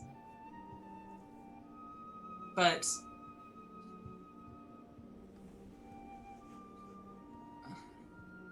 They know there is someone out here. And if they send someone out looking, their investigation will be very thorough. Either we disguise our tracks and find a place to hide until they give up, presuming that whoever it was has gone back. Or, I mean, if we intend any kind of stealthy approach, or we simply march up to the gate. at the thought of camping and waiting in this land any longer, River's face just kind of like crumples. And she says, I can't right now imagine wanting anything more than for this journey to be over. I'm sick of skulking in the shadows too. What's the point anyway? They're just gonna find us.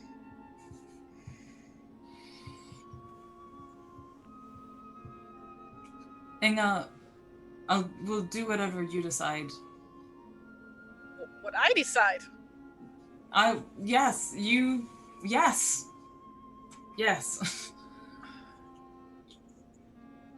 Well, I guess then we'll make camp. Maybe one or two of us go scouting, and then we set out in the cover of darkness.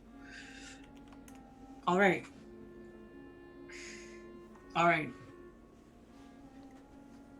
Fine, I'll make camp. And I struppily set about setting camp. Okay.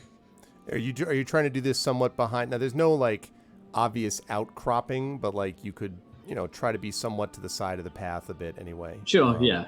Okay. Yeah. All right. So you're making camp.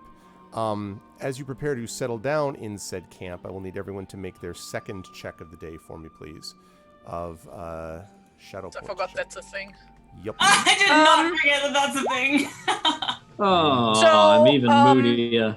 Dear chat, so if I fail this roll, I'll be taken over by a shadow, which means that Arf takes over my character because he is the shadow. If you then fail in the future, that might happen. Dude, I thought you just become miserable. Wait, do you get That's the taken over when you become don't get taken miserable? over immediately.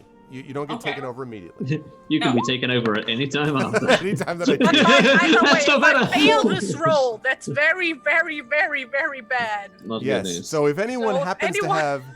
Yes. And for the Infinity and Beyond crew, Trent can explain why the chat burned 1 billion inspirations trying to keep him alive in the last fight. Because... Oh, it's your guys' fault that we are not getting They any fought an Amber Golem, and it was... And Flame Skulls. There were things that happened. While you're doing that, I'm going to look up just to make sure clear about the shadow. So... Yeah, because I would like to know what being miserable entails. Okay. And yeah. Here we go. So, when your shadow point total now, it's actually... What's your wisdom again, Inga? 11. Yeah, so it's when it 11. exceeds 11. That's right. Are you up to 11 right now? You're at 10. 10. No. It's not. It's when it exceeds it. So you would Okay. have an extra point. Okay, Coven Guy has Okay. inspired Inga though. Thank you. Okay, Coven Guy, but for then the I'm gonna inspiration. save that one for that one. Okay. So when your shadow point total exceeds your wisdom score, you've been made Okay. miserable as the spirit has been weakened by too much grief, sorrow, and dark experiences. When miserable, a miserable creature has disadvantage on attack rolls. The creature automatically fails charisma ability checks. And when a player hero who is miserable rolls equal or less than the difference between their shadow point total and their wisdom while making an ability check, attack roll, or saving throw, they experience a bout of madness. And that's when I take over and something terrible happens. And at the end of the bout of madness, you regain control. All of your shadow points are cleared and it's replaced with a single permanent shadow point. They cannot be removed in any way whatsoever. There is no magic that can undo them in that event.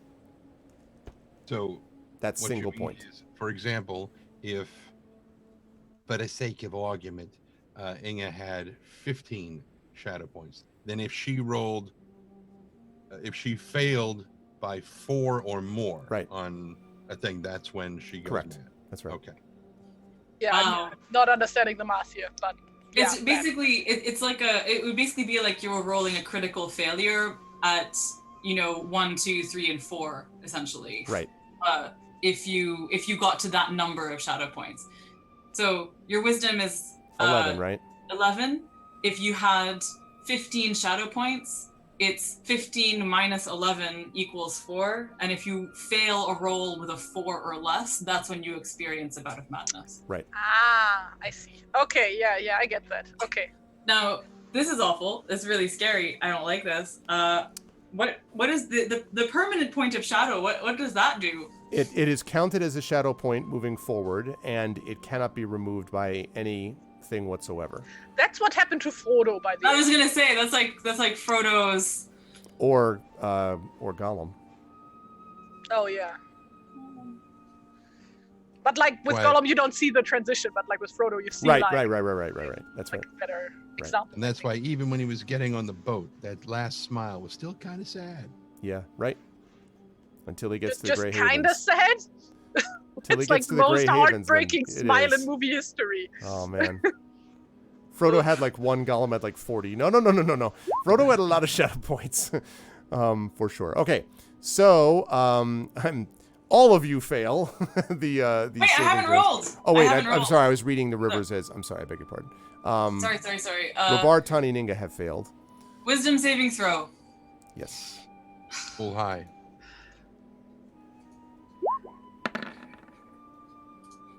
Oof. Nope.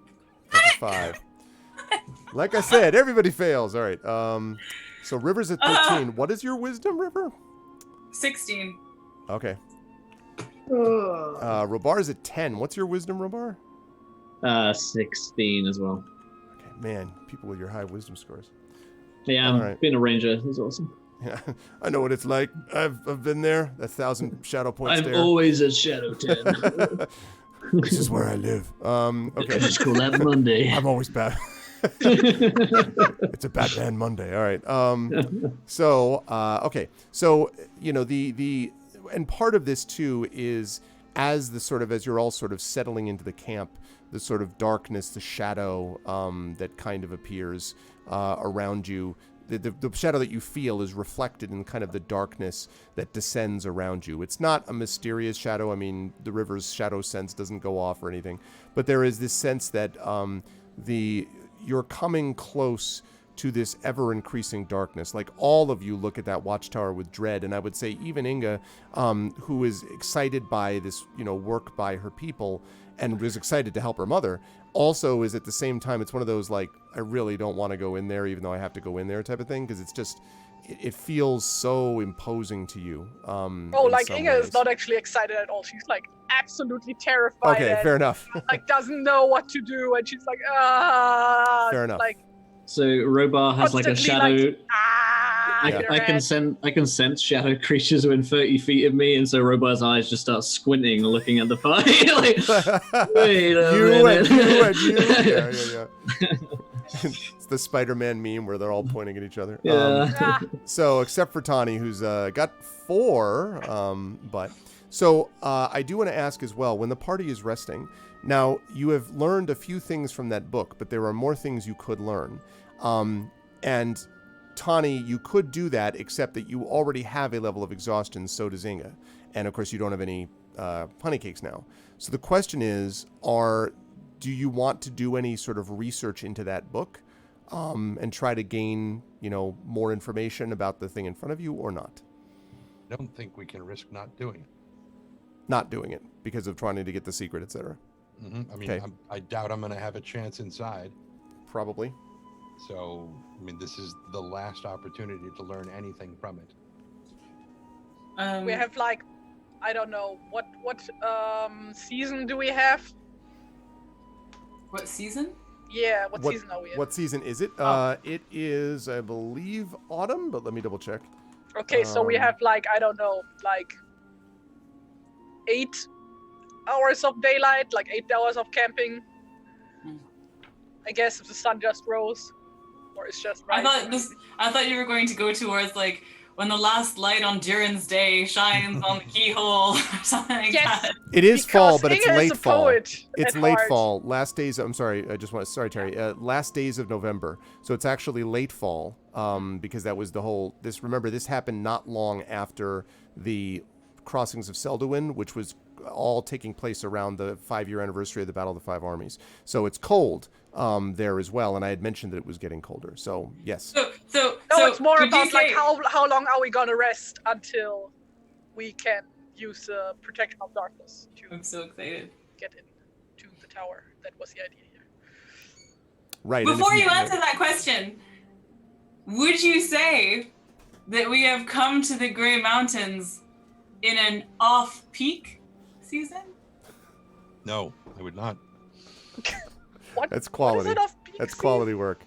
Because That's there are quality. peaks. It's quality work. It's You're this working on quality your, work. your Type 5 was... But I like the idea that everyone's just looking at you like, just like. No, I'm just like, what is the joke? What? I don't get it. Because when you travel, you can travel in like a peak season, like summer or something like that. An off-peak is usually like winter, fall. And you're But in the also mountains. mountains have peaks, and we're in the mountains, and It's we're a not dwarf on a joke. peak, and it's off peak. Yep. Yeah. I'm very happy with my pun. It is a good pun.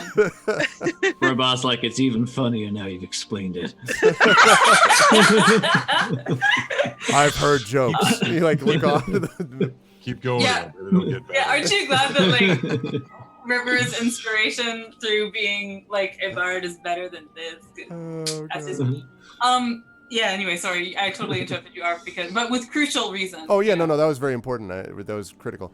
I felt necessary. So So long as it wasn't a critical failure. Everything. Ah! So two notes. Appreciate it though. Two notes though. It was good. It was solid. It was solid. Two notes though. One is that Tani, that means that you are running the risk. You're going to get the 2 levels of exhaustion, which has The other thing is that for everyone else, remember that this is in answer to Terry's question. If you don't get your 6 to 8 hours basically, then you are going to suffer a level of exhaustion. So you can't just rest 4. So you would have to wait till later in the evening. Now you could still go like late evening, early morning when it's still dark, especially if it's late November. I guess even early December now, probably late November, early December. So it would be pretty dark anyway. So you're probably okay to go early in the morning would probably still be pretty dark. But just be aware that you can't just go middle of the night or you're not going to get your full rest. Unless you want to take the level of exhaustion. So it's up to you folks. Right, but aren't we resting during the day? Yeah. Well, but if you set yourself down, that's fine. If you were setting yourself up so that you rest by like midday, and then you're literally just resting until it falls dark, so maybe a couple hours past it, then that's fine, sure. If you're doing that, yes. So during that daytime rest, then, Tani, you can try this. You will not get the benefit of that because of what we just described. So I would like you to make, please, a lore check. Before you do that, remember that River is giving you a Warden's gift die. Warden's gift. Although she is not playing harp here, they are too close to this situation. But she, what she's going to do instead is she'll basically she's super not up to singing. She's very, very low and stuff, but she will tell a story that is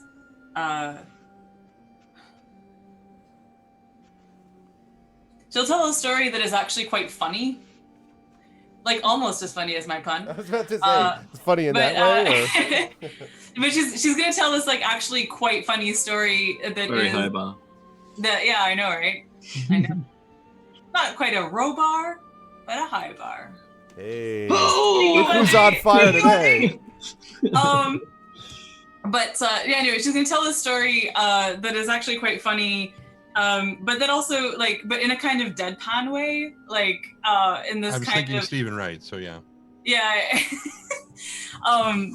So she's gonna tell a story that it's going to actually have something to do with like, you know, dragons and treasure and, you know, a burglar who tried to like steal some treasure and stuff like that. But it'll actually be quite a funny story, but one that kind of has an edge under it of like, this is funny because we know everything is actually a lot more dangerous than the story makes it out to be, essentially. So kind of like, I don't know, like watching a bleak cartoon that nevertheless makes you laugh, essentially. Oh, you are telling the story of BoJack Horseman, I see. Well, I watched the finale of that like 2 nights ago, and oh my god, what an amazing show. I know.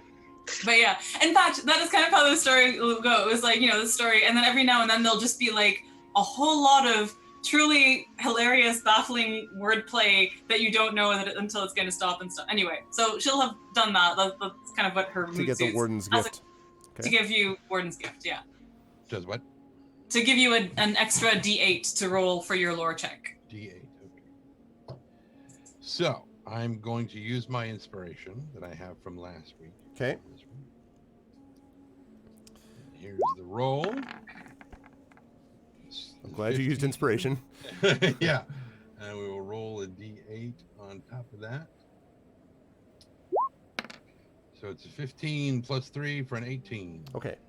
So yeah, as you're reading through this, you're sort of having already discovered some of the secrets, you're able to kind of narrow down a little bit of your research. And there's one thing that is continually made reference to, which is about something about an axe that is polished that gleams. And they're like, what? Like, you keep seeing this phrase, and you're like, is this a magical phrase? Is this a ritual? Like, what is this? And you kind of like go through, and then you kind of piece things together, and you realize at one point that one of the descriptions of the outside of the watchtower, among the interminable descriptions of like how much stone was used to mine out whatever XYZ, is something about the need for entrances and secret ways. And so you're able to discover that there is, in fact, a concealed entrance into the cellars of the watchtower. It doesn't specify exactly where it is, but there is one.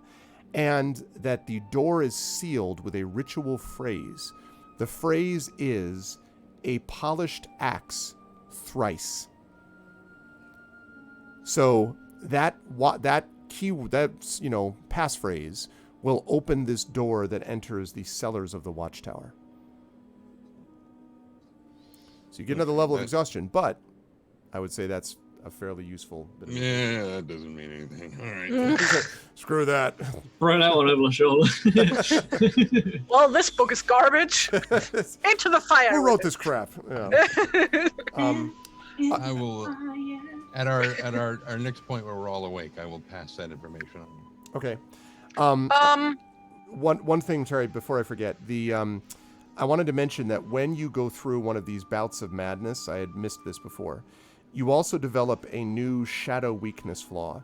And a shadow weakness is basically an individual's main inner fault. It's their susceptibility to a certain kind of temptation or behavioral flaw. And it's a vulnerability which is exploited by the corrupting power of the shadow. And the shadow weakness flaws are sort of in order of increasing seriousness. So there are things like the shadow weakness is something along the lines of curse of vengeance, or which is where you sort of fly into a rage for no reason. Dragon sickness, sort of this desire for wealth.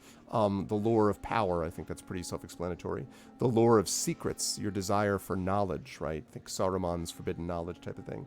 And then we all already have one of these, right? Right, exactly. And these things, character creation. That's exactly right. Yeah. So this stuff actually gets built in and increased based upon that degeneration. So, but this actually right, exactly, because the various shadow weakness flaws are yes, right. Mm-hmm. Yep.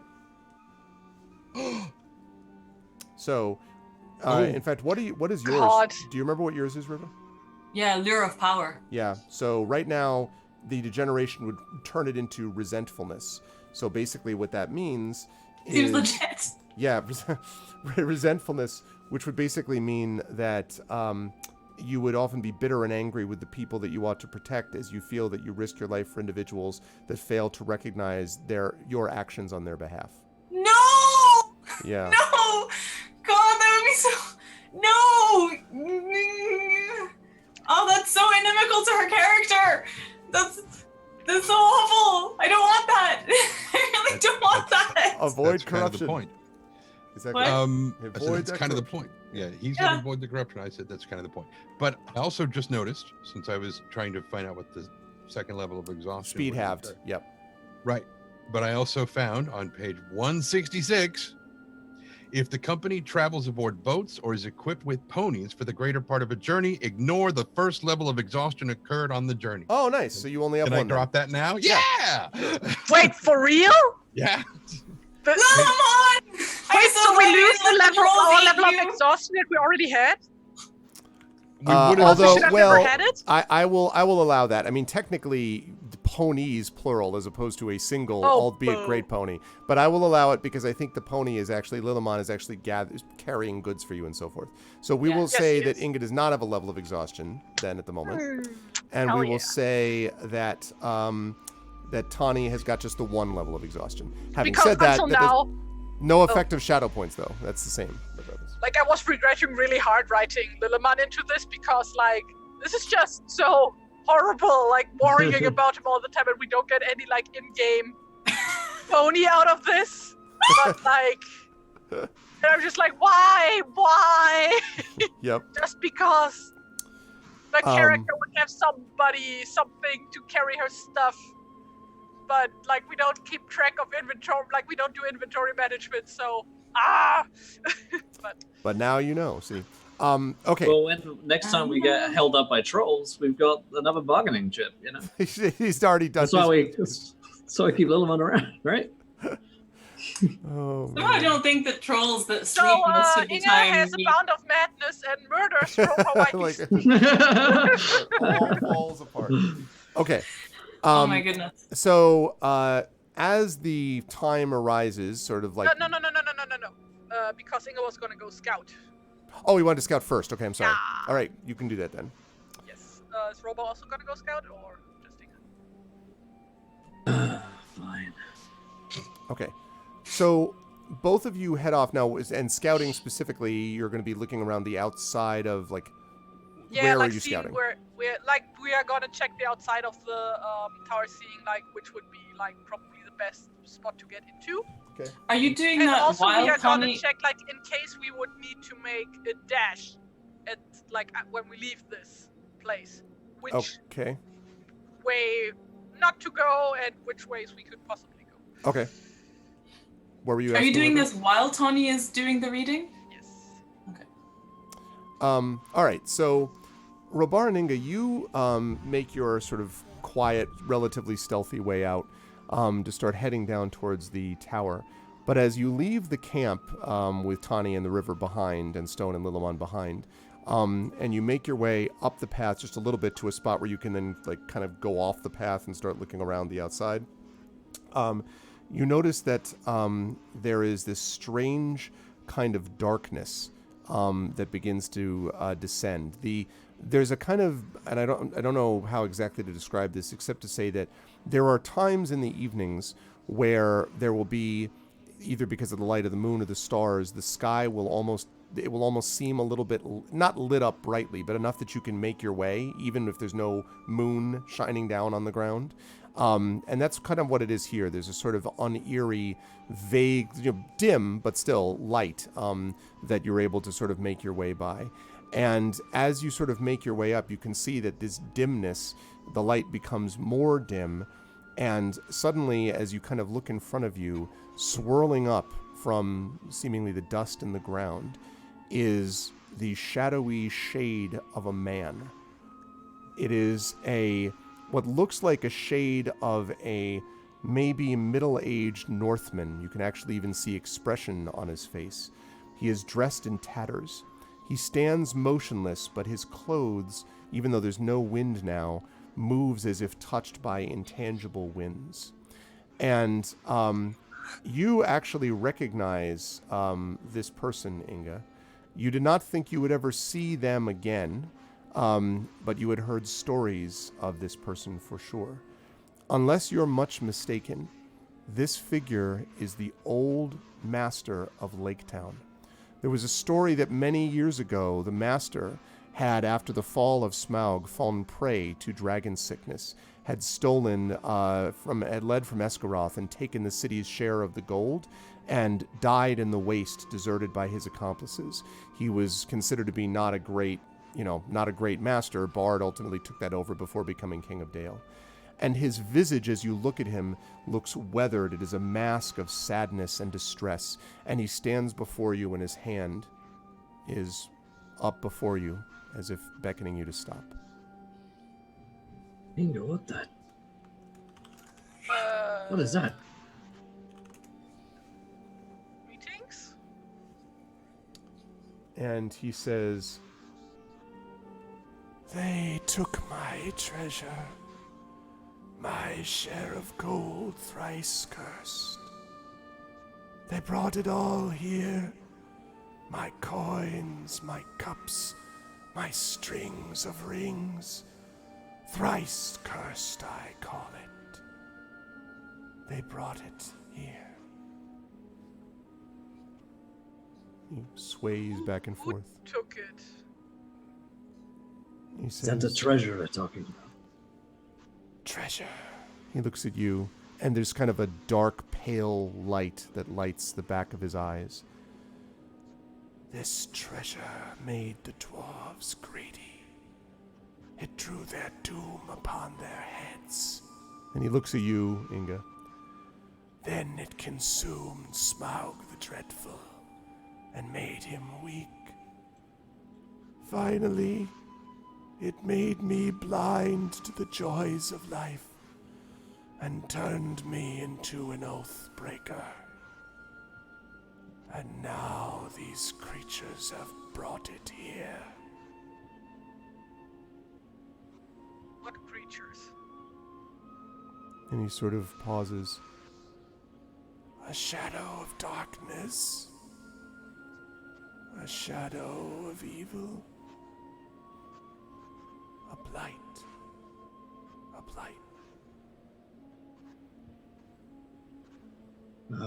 Why do you remain here? I cannot leave behind my gold. In life it was more important to me than those around me, and now it chains me here. My graven silver and carven gold has been brought to be offered, to lure the plunderer, the slithering death, a precious lure to call him, and then an iron trap to chain him, and then unleash him upon the north. And my betrayal is complete. I already feel his cold breath blowing from the north. Here he comes! And he turns and sort of turns around and points. And you can see a finger that he points towards the withered heath. And beyond where the watchtower lays, even in the gray light, you can see what looks like a cloud arising, a darker cloud set against this weird ethereal light that I mentioned is sort of illuminating, not very brightly, but illuminating the darkness that you're walking through. It is a faint plume of something, almost certainly, Robar, if you had to guess, and probably Inga would know this too, a plume of dust of some kind. And judging from the distance, whatever is causing this disturbance must be very large and is advancing at great speed. And then the master gives a cry, and the dust is gone. Okay. To get back to the others. Yeah, I think it's time to. Yes. Kind of rubs his eyes. Yeah. And we book it. Okay. And actually, you weren't all that far, so you're able to get back pretty quickly. You're much too far for them to hear, but not very far travel-wise. You're back in a minute or two. The river, I assume, is keeping like, guard, probably, or something.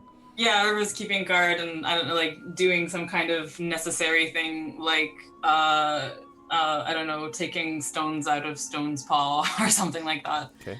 Or Lilamon's for that matter. Just yeah. Oh yeah, his paws. A lot of Not like taking stones out of stone. He's not actually made of stone. No? More's the pity.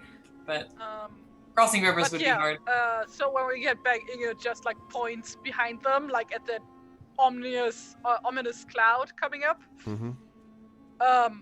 So I think we met a ghost, and The ghost. and he said something is coming, and then the giant cloud appeared. And I don't know what to do right now. Help. You can now see the cloud yourself, River. Tani, I assume, is still working on the book, unless Tani wants to be disturbed by it. But otherwise, He's still working on the book. Okay, and the cloud, River, you can see is getting bigger even as you watch. Wow. It Okay. was some kind of warning. I think it was the old master of Lake Town. What? Yeah, probably. Talked about treasures. His treasures taken here by the creatures that turn him mad, and he's trapped here. It was. And like a slithering something or other. I It's think he might chained have here. been talking about the dragon. So They we plan ha- to unleash it or something. So it sounds like they're luring this dragon here. No, they already have it. No. currently. That's No. It is luring, is what he Yeah. said. Oh, That's They've what he used said, this I mean. treasure to lure the dragon, Think which so. is coming, so that they can trap it with this chain that can enslave dragons. That's what Witherfinger said, that they could enslave a dragon with this chain and then have a dragon at their disposal to send unleash them. upon the north. Yeah, that's exactly what he was saying. we need to find the chain Very and bad. destroy it if we can. Or warn the dragon away. Or we tried to destroy that chain. There was no way. Although I don't know. I mean, dragons breathe fire. Maybe they could, so long as it doesn't get trapped. I don't know. How fast is this cloud advancing? Pretty fast. It's I mean, whatever is coming at pretty significant speed. If you had to guess at this rate, it would arrive in this area maybe 10 What minutes. if we 10 minutes maybe? can- It's going very fast. What if we can stop who or whatever is able to use this chain? Because then, like, I'm assuming not everybody can hone the use the magic of that chain, can they? So We don't know, but I mean, if we can prevent the dragon from coming, they might just lure another one. We need to get inside there, I think, as quickly as possible. If we can, we don't know. I don't know. We know that they're bringing this dragon. We know that they can't, have yeah. the chain. We We don't know. can't let them chain it. Yes, but we also can't don't know stop them. how they're going to do that. I guess. Any ideas, Tawny? You been keeping up with, what we've been screaming about here? He kind of looks up from the book like, what? Dragon bad. Any? Yes, dragons are bad. They're gonna once coming about 10 minutes or so. Any ideas? Several, but ones that are actionable, not so much. I mean, chief among them would be not being here. But we don't Yeah, know. we're kind of thinking going in there. My point towards the You keep. said 10 minutes? Yep. And it's going to take us an hour to walk this path to Yep. get to that gate? Well, we start running. Hmm. This is. I own I may not be thinking most clearly, but can we attract the dragon to us Okay. in order to warn it of because you think it can be reasoned with a dragon? Well, the stories say that they speak our language and respond to riddles. Why not? The only thing that we could use to influence that dragon more than them is if we have treasure more than them. Or we I can have a prove harp. that they are a greater threat than we. We got any more wheels of cheese? I have Damn. You do have a harp. I have 2 harps. He does have 2 Arf? harps. Yeah. The gold that the Master of Lake Town had, was that gold from Smaug's Fort? Yes. Okay. Yes, that is actually the gold that he stole How did and he took get with him that? into the wilderness. Oh, okay. Because he was supposed to distribute it for his people, and he basically was like, hell no, and died in the waste. I see. Okay. So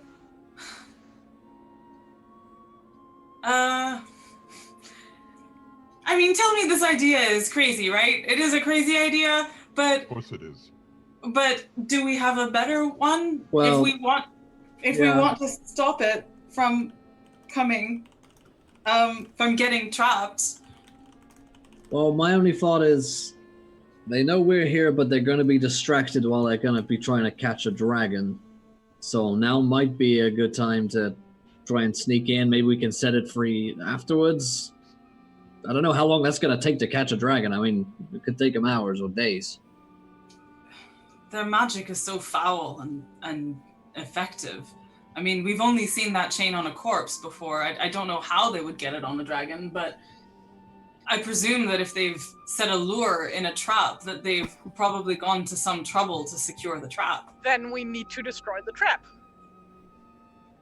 It'll get there before we do, though. Yeah, but the question is, how does a trap work? We don't know that. What if it's like a trap that doesn't immediately get set off? Pile the gold somewhere. You have the chain hanging above that pile, and when the dragon lays down on the gold, you drop the chain on the dragon. It's really not that complicated. How big are the gates on that tower? That's a good question. The gates are probably about maybe. Like, I mean, is it like big enough that a dragon gets in there, like a fully grown? Okay. Yes.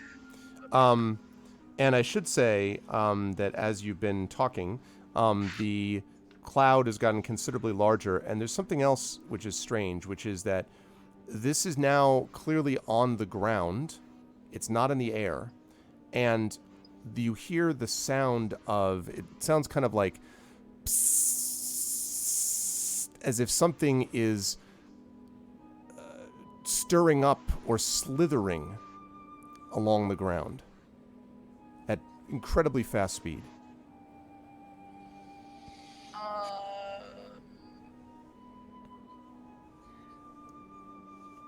Is it going still towards the tower, or is it coming towards us? It's coming towards you.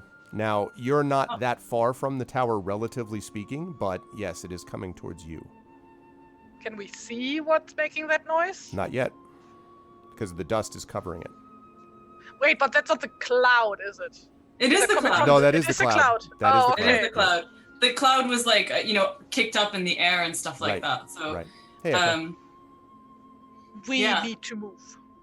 Like, whatever happens, we cannot stay here. We need to move now. do we? Or, I mean, if it's... I don't... I agree. To move? Yeah. I want to get in Going there. to the tower, that would be one thing. But if it's If coming what? for us, that's something Yeah. entirely different. Well, not clear if it's coming for you or just in Yeah. your direction, but it doesn't seem to be Right. going for the tower directly. It's just... So, River has... as much as she is weighed down with Shadow, she has, talked to snow trolls at this point through an intermediary, and there is this, strong feeling that as dangerous and terrifying and terrible as dragons are, they are not as terrible and horrible as this weight that is like oppressing her in this landscape. And the idea of even a dragon being enslaved is such anathema to her, and is just so like resonant with how she's feeling, that I'm just looking at the time as well, because obviously, yeah, it's 6:52. And so she says, but she also doesn't want to like just, you know, act alone. So she just looks at the others and she says, I want to talk to it. I want to try and talk to it. I think you are insane, but if you think that's what we need to do, then okay. We're going to have to deal with it at one point. What? We're going to have to deal with it at some point, most likely. All right. Okay. When we run towards it. Either I was way, gonna say, I like running. I was gonna say, are you advancing to meet it, or are you gonna stay in one spot? I think what River would actually want to do is pull out her harp and just strike a really loud chord. A power chord. Yeah, literally. To take out her her Gandalf harp, Okay. and strike a loud chord, and start to play something that sounds sort of like dragons are in her head. Something I don't know, something in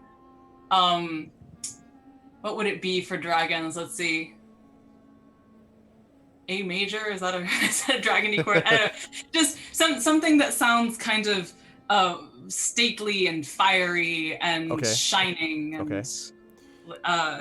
and and as you're doing that, is the party in general kind of, I don't know if are you actually running towards it, or just like walking towards it, or making like as you're doing that, as you're playing?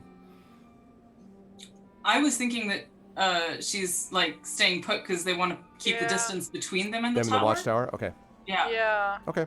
Like Just basically kind of we are plan. getting ready for it to arrive here, I guess. Yeah. Like packing up Okay. our things in case we need to book it, I guess. Yeah. Okay, that makes sense. Hey, what's up, Helness? Welcome from self-quarantine.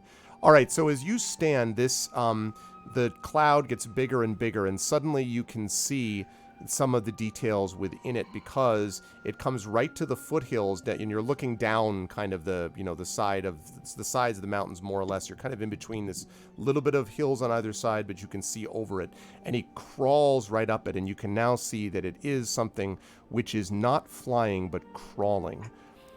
This creature is a terrifying sight. The first thing you notice about it, besides the sound, is the stench, this overpowering stench of meat and death and blood.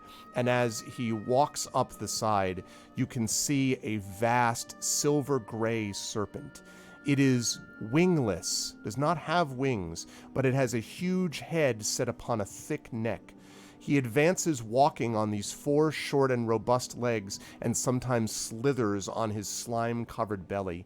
And from his beak-like muzzle and powerful saw-toothed jaw, there are wisps of venomous vapors. And the vapors do not look to be in flame. They look to be of ice. And I happen to have a picture of this creature.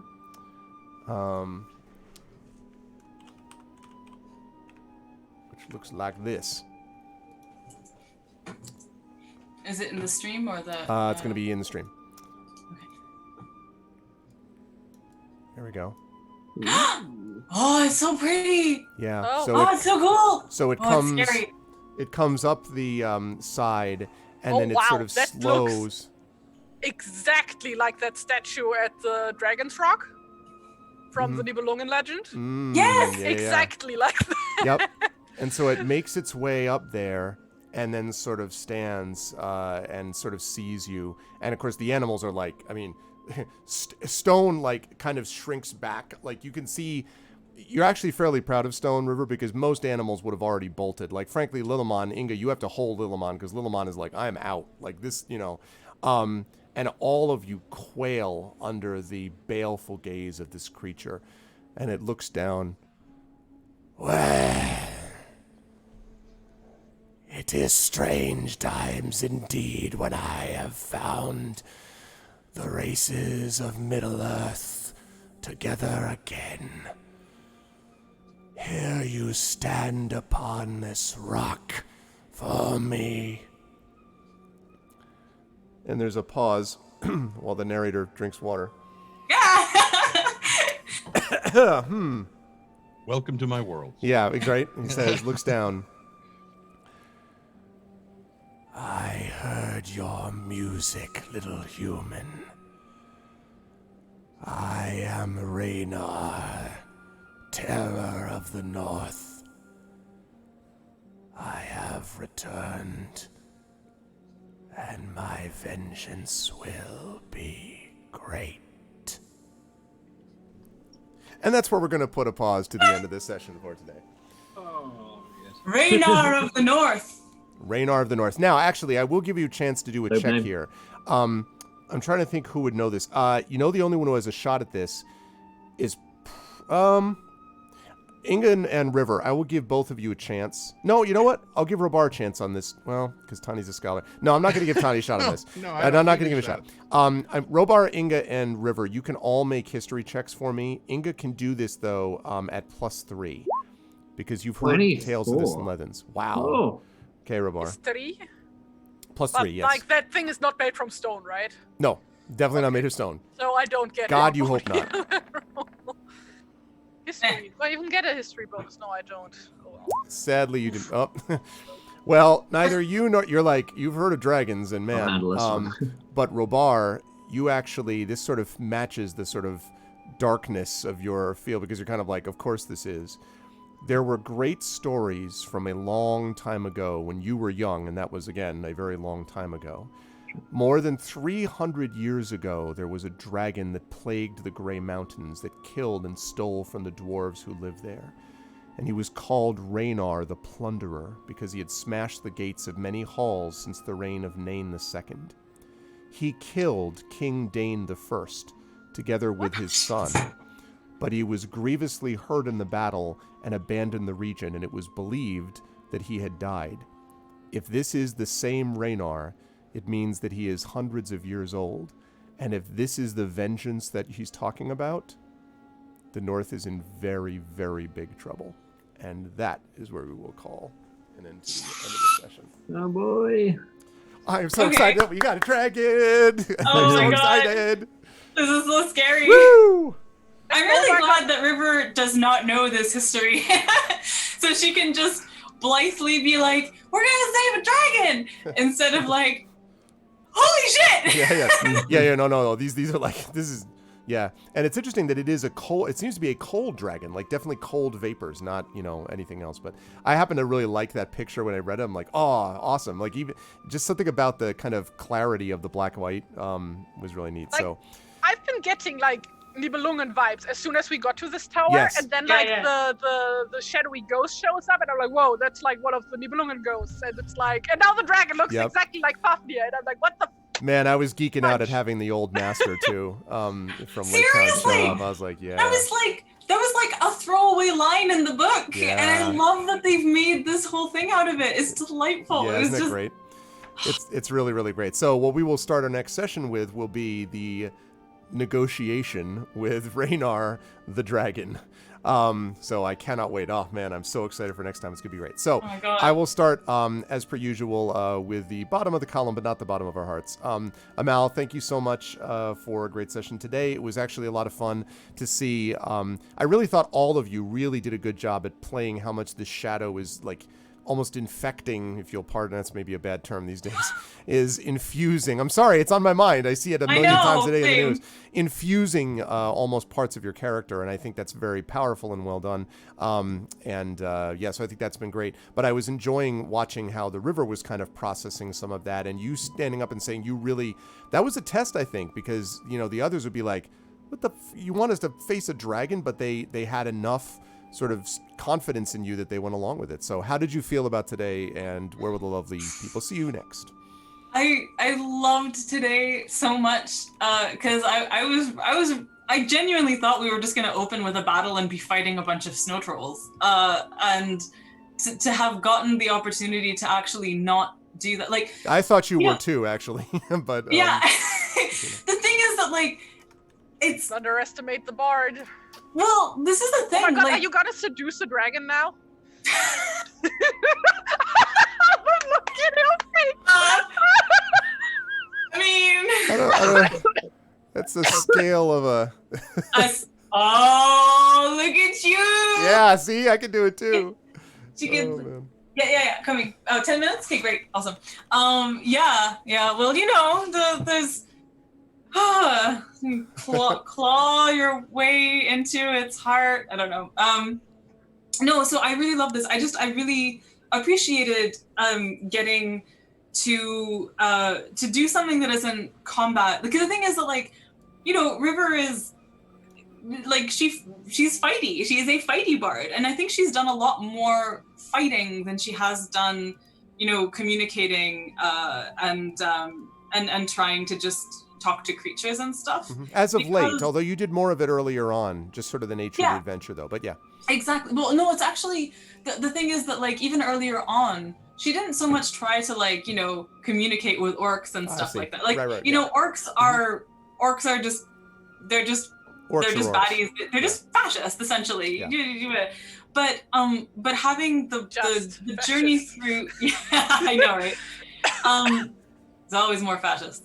But the getting the opportunity to go through a landscape that, you know, that is dangerous and inimical but not evil, like, is something that for the last several sessions has been what she's been chewing on. Like, it's having such a dark effect on her, and the way that she is dealing with it is to just sort of, you know, try to just press on wildly into, like, just throwing herself into it, essentially.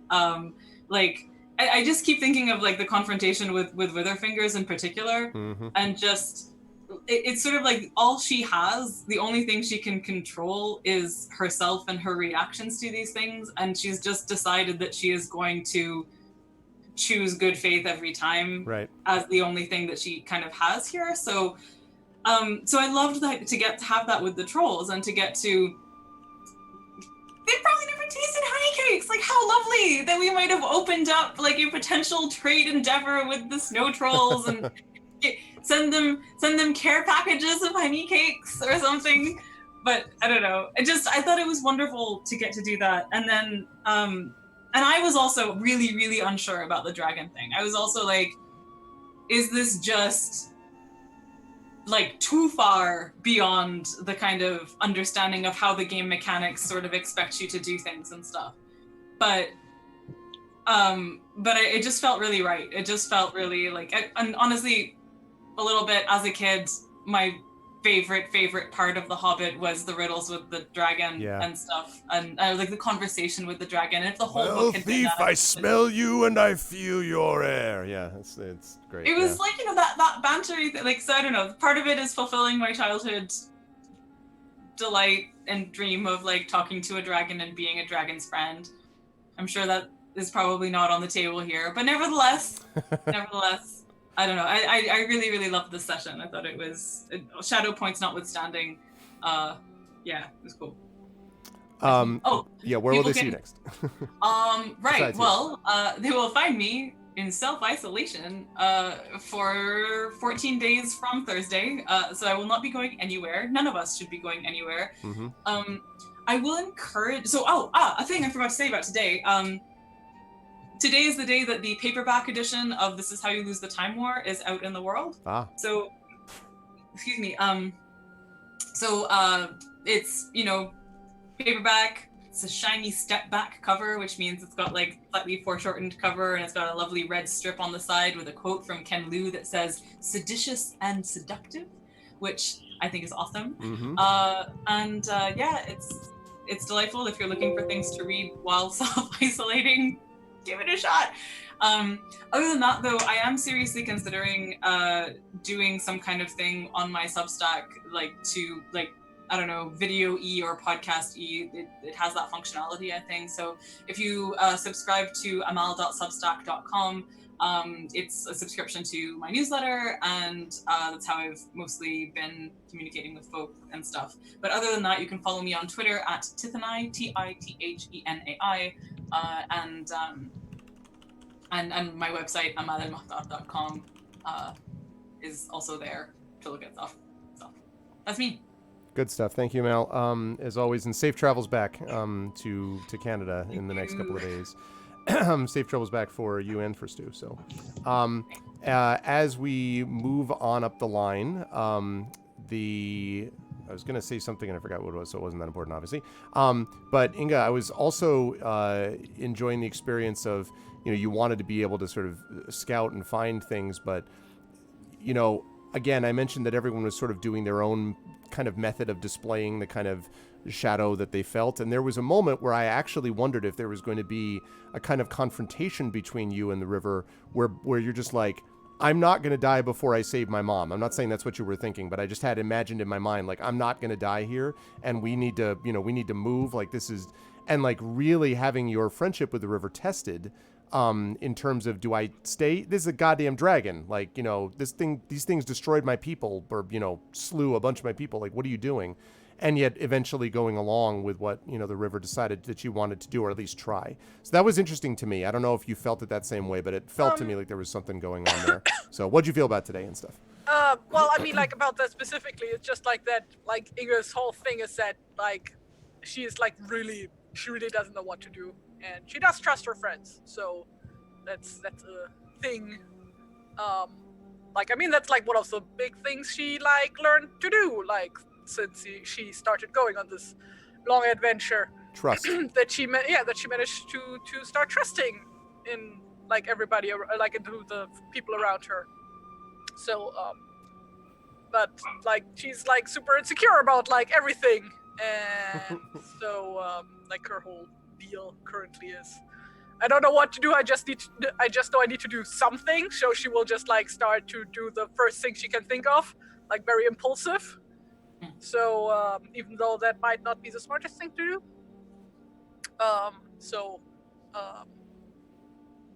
Like, the thing is, like, for her as a dwarf, like, she isn't, like, because she never grew up, like, she didn't grow up inside dwarf society, right? Mm-hmm.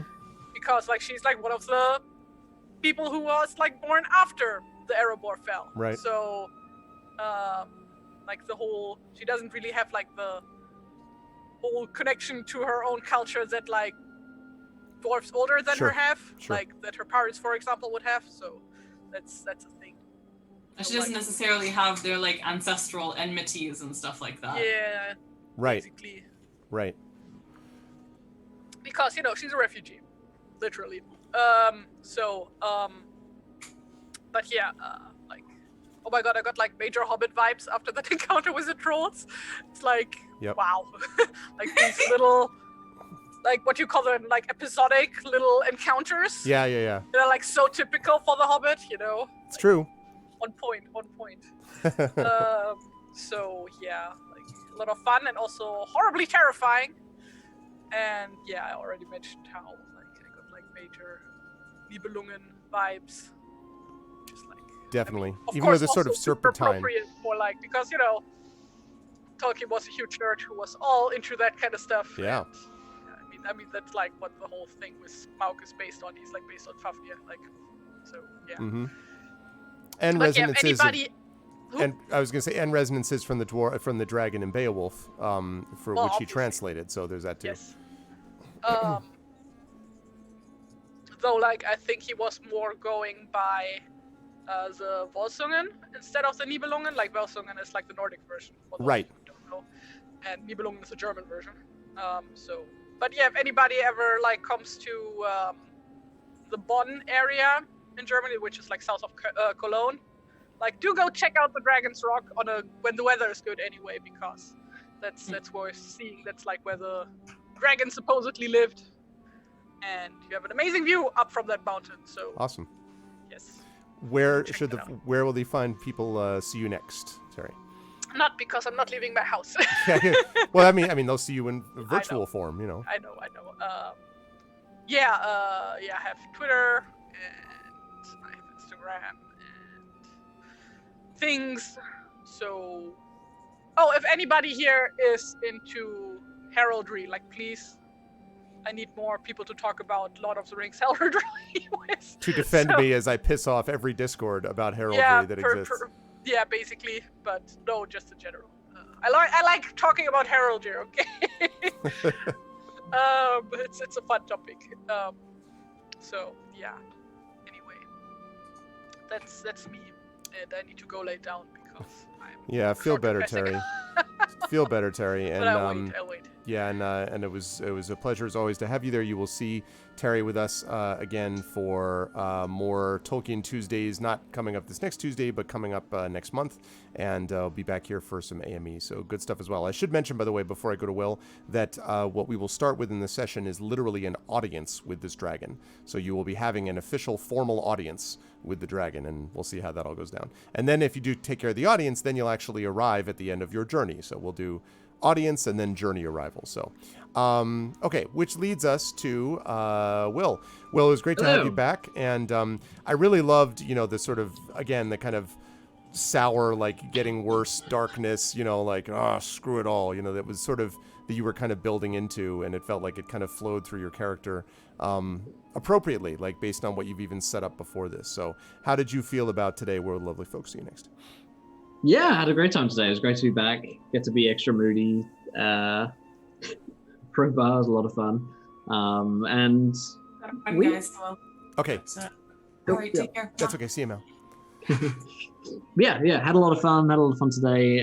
Looking forward to the next time we play and get to actually have a formal audience of a dragon. That's not something a lot of people get to do. True. So we'll see how that goes. I'm not feeling good about the amount of shadow points we're accruing though. We're all gonna start getting mad pretty soon, I think. Mm-hmm. But yeah, you can find me. I don't know. I'm usually home anyway, so it's not too much of a difference. But you can find me later today. In about 45 minutes on the Encounter Roleplay channel. I'm running some Vampire La Masquerade, so you can go over there, hang out with me, and the rest of the Vampire crew. We're in London 2012, which is also a bad time to be alive in that. Bad place to be. It's another bad year in London. Yeah, no, bad year in London. But yeah, we'll be having a good time over there. So looking forward to the next time. Thank you. Awesome. Thank you, Will. And last but certainly not least, Tren, it was, I think you made the right call, obviously, in having to check that book to try to get that last secret about the secret door, which was good. And the honey cakes, it was just interesting that it meant that I could imagine you were like, we get through the troll, we don't give up the pony, but that means we don't have anything to help us for, like exhaustion. God damn it, but this, you did, however, manage to navigate a snow troll battle that I thought was going to be a battle, but you managed to navigate it separately based upon the judicious use of honey cakes at the right time. And some cheese wheels, Terry, I should say. How did you feel about today? Where will the fine folks see you next, Trent? Oh, did they actually take the cheese wheels? Oh, of course. He handed out both. Yeah. Okay. Bread and cheese, man. Bread and cheese. And if we complain about it with the right pitch, it would be bread and wine and cheese. Why did you take? But yeah, exactly. Yeah. Exactly. There. So I will be playing. No, that's how we start the show, right? Yeah, I thought today was a lot of what's the word? Not fun. Well, it was kind of fun, but it was. I'm convinced that everybody is going to hit that miserable at the point, same time, pretty much, except me. And then they're all going to hit a bout of madness at the same time, and they're all going to kill me. You're going to be the one sane guy from Walking Exactly, Dead, right? You're right. Like, and they're just all going to kill me. And after all this time, Tawny's going to die to his party members. I'm calling it right now. They're all going to kill him. The darkest timeline. Just he's going to have. Everybody's going to have a goatee. Yeah, nice. Basically everybody will have like taken their shots. They'll think that he's down and they'll be attacking each other, and then in the process of trying to get into the fight, Lilliman will trample Tawny to death. Oh no, I saved you. Cool. CPR. Nay. Exactly. So yeah, I'm also glad I used that inspiration, because this is the last one of the month. Yep. So it would have just dissipated otherwise. But yeah, where will people see us next? I think on Saturday for I&B. Yeah, for the Infinity and Beyond. last Where time. we're also, fighting your way through a dark, cold place. But Hardly. Well, yeah. it'll be fine. Just a Yes, bit. they will do that. And be on the lookout as well for Trent's narration work, because there is a new one, according to John, coming out soon. That is narration of, is it Shadowrun? The first It is Shadowrun novel? Shadowrun. So the first Shadowrun novel, which should be coming out soon in Apparently audio. the first one ever written. Is Yeah. That's what he said, and I'm amazed he's never told me that before. Yeah, first one ever written, apparently. So Like, that's neat. What? So, and of course, Trent is getting, quite the reputation. We'll soon be right up there. He'll be up there with the top narrators, the Waiting Felicia for that Days. Hugo Award nomination for Best Narrator. Hey, sign me up, man. That's great. I'll be like, hey, listen, I know. Sign this guy. you up. Yeah, because that way I'll be close to someone who has a Hugo. Oh, okay. To Right, yeah. hopefully You can got get one of my him out. own someday. But yeah. But and then so there'll be that one, and then the one that I'm doing for Drabblecast, or that I did. Right. Drabblecast, which is the Full Moon group, will hopefully be up. Should have been up last week, but I don't know what it's whatever. We'll see. And then I recorded one for Escape Pod this morning, and thought I got enough sleep and didn't, and whatever. We'll let that just fall off a cliff. And then that one's not due until next week, so it probably won't be published for like 2 or 3 weeks after that. So that's a little ways off. And then there's like a 700 word story, which will probably take me like 15 minutes to record and like half an hour to edit, and then I turn it into them, and it doesn't even get published until June. I'm like, why did you have to come to me this? Whatever. Wow. Fine. And I'll just turn that in. And then I'll get the next book in that Shadowrun series done, ready to start recording that now. Good stuff, man. It is good. I am excited that that work is continuing to come your way. And again, Gray Shade narration coming soon. It'll happen. We promise. It'll get there. Which I've already recorded. Yes, that's correct. So that's right. Yeah. So though I may just get a wild hair to say, you know what, I'm going to record it again. it may have. Because... I mean, like, it may have to be, in some aspects might have to be re-recorded depending on some of John's edits too. So I don't know. True. We'll see. We'll see. This will all work itself out. But anyway, it was a great pleasure to have Trendane, Will, Terry Tunes, and Amal with us. Great crew and great work today again with AME. And I will see all of you lovely folks. Trent I will see on Saturday, but I'll see the rest of you lovely folks in some fashion or another on the stream next month. Chat, can we get some love for the players? Thank you, Tren, Will, Terry. Bye for now, everyone. And Puppy and Olive. Bye for now, everyone. Okay. So, good stuff. Man, that was a lot of fun. I was so excited that they faced the dragon. Because, yeah. I mean, listen, who doesn't want to play? I like playing those characters anyway. I've always loved getting a chance when I'm reading The Hobbit, getting actually able to read Smaug. And Smaug's dialogue is great. It's kind of, rough on the voice. You got to be careful about how you do it in this particular case. But it's, who doesn't love talking from the point of view of a dragon? It's always good times.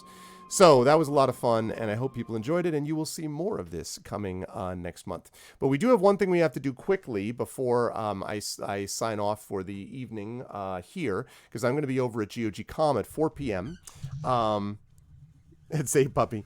I have to be over at GOG at 4 p.m. Eastern. So in the meantime, I've got to... My glasses are driving me up a wall. My God.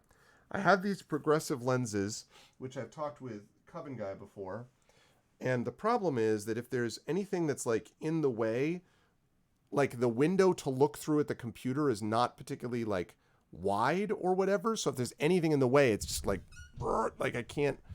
It's a lot easier when I'm teaching, but I don't know. Maybe I need to get computer glasses just for the glasses, which I'll be able to do once we all come out of quarantine, out of the bunker in, however many months. But we do, however, have something we have to do, and that is we have got to do our little ARVBot thing, because we have got to figure out what Patreon fueled chat chosen game of the month we're going to do today. Or not today, I should say this month, which I'm going to be doing not next week, but the week after. Is that right? Wait, actually, let me look.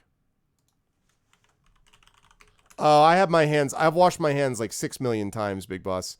I haven't left the house, so I'm okay with that. I don't honestly freak out too much about the don't touch one's face thing unless I'm out in public. If I'm outside, then yes.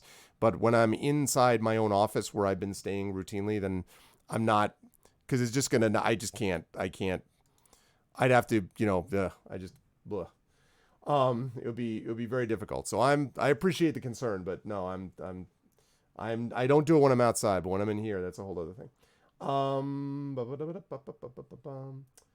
So, yes, that's right. Because next Tuesday, we have Operencia, the Stolen Sun, and I have an interview which I'm going to be doing with Chris Baker, who's the creative lead of Zen Studios and the lead writer on Operencia, the Stolen Sun. So that's next Tuesday. So the Patreon fueled chat chosen game of the month is in 2 weeks. It is the week after next. So this is correct. I wanted to make sure I was getting that correct, and I wasn't sure if I did, but I did. I did get that correctly. So what? Oh wait, actually, first of all.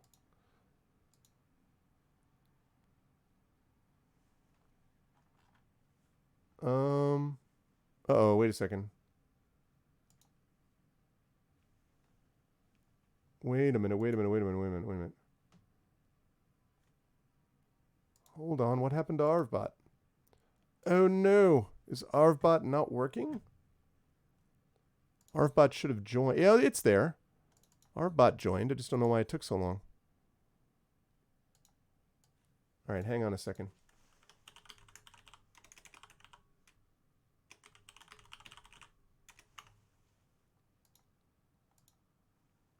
There it is. There's our bot. Okay, good.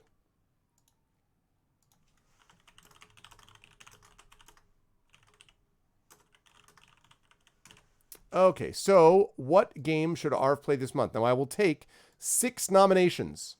6 nominations. Oh, never mind. Forget that poll. There's no poll. Never mind that. So let's take, I will take 6 nominations for the game you would like me to play for this month. So, Kingdoms of Amalur. Oh, we got Growlancer 2. Nonstop is sticking with Growl. Eventually, that's going to get nominated. You saw that happen to you before, Nonstop. You did it long enough, and it happened. Okay, and then we're doing... Did I hear... Is there a nomination for Kingdoms of Amalur? Is that what I heard? Is it Kingdoms or Kingdom? Kingdoms singular or Kingdoms plural? Kingdoms, okay. Kingdoms of Amalur, okay. What else? I've got Growlancer 2. I've got Kingdoms of Amalur. What else? Either of these is fine. Sorcery 3 I'm going to veto because I'm going to play that on my own for sure, Mirinda.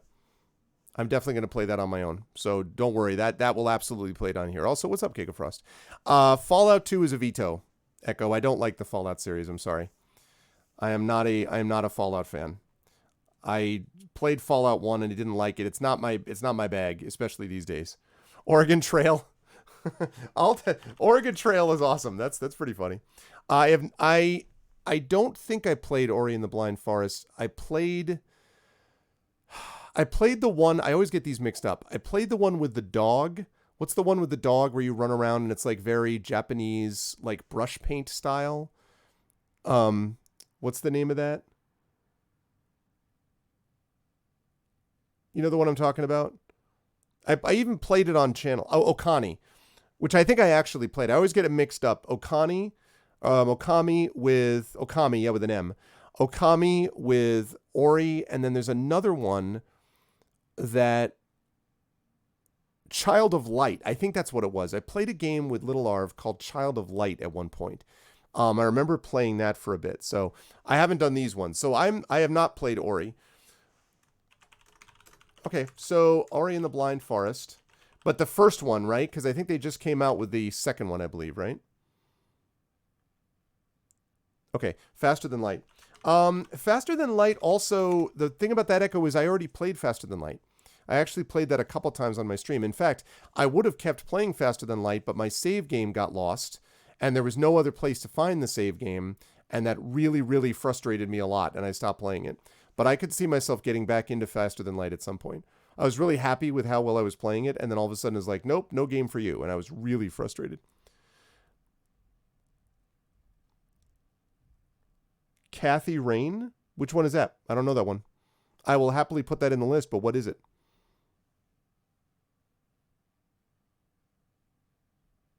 It's a point and click?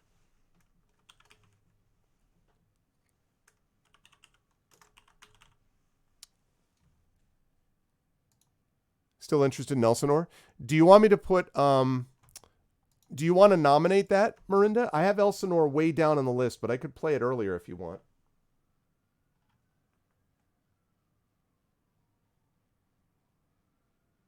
Oh, okay. All right, cool. Kathy Rain, no problem. Sounds good. I have added it. So do you want me to nominate that, Marinda?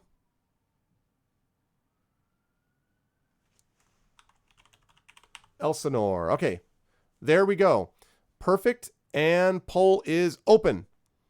All right, here we go. Get your votes in, folks. $ vote space, and then the choice that you want. Remember, the top three of these will go into the overall straw poll, and that will be the ones that we do our final vote on next week. So we got 1 vote for Kathy Rain, 1 vote for Elsinore, 1 vote for Kingdoms of Amalur, 1 vote for Growlancer, 2 votes for Kingdoms of Amalur, 1 vote for Growlancer. So again, I need top 3 choices here. I need to talk to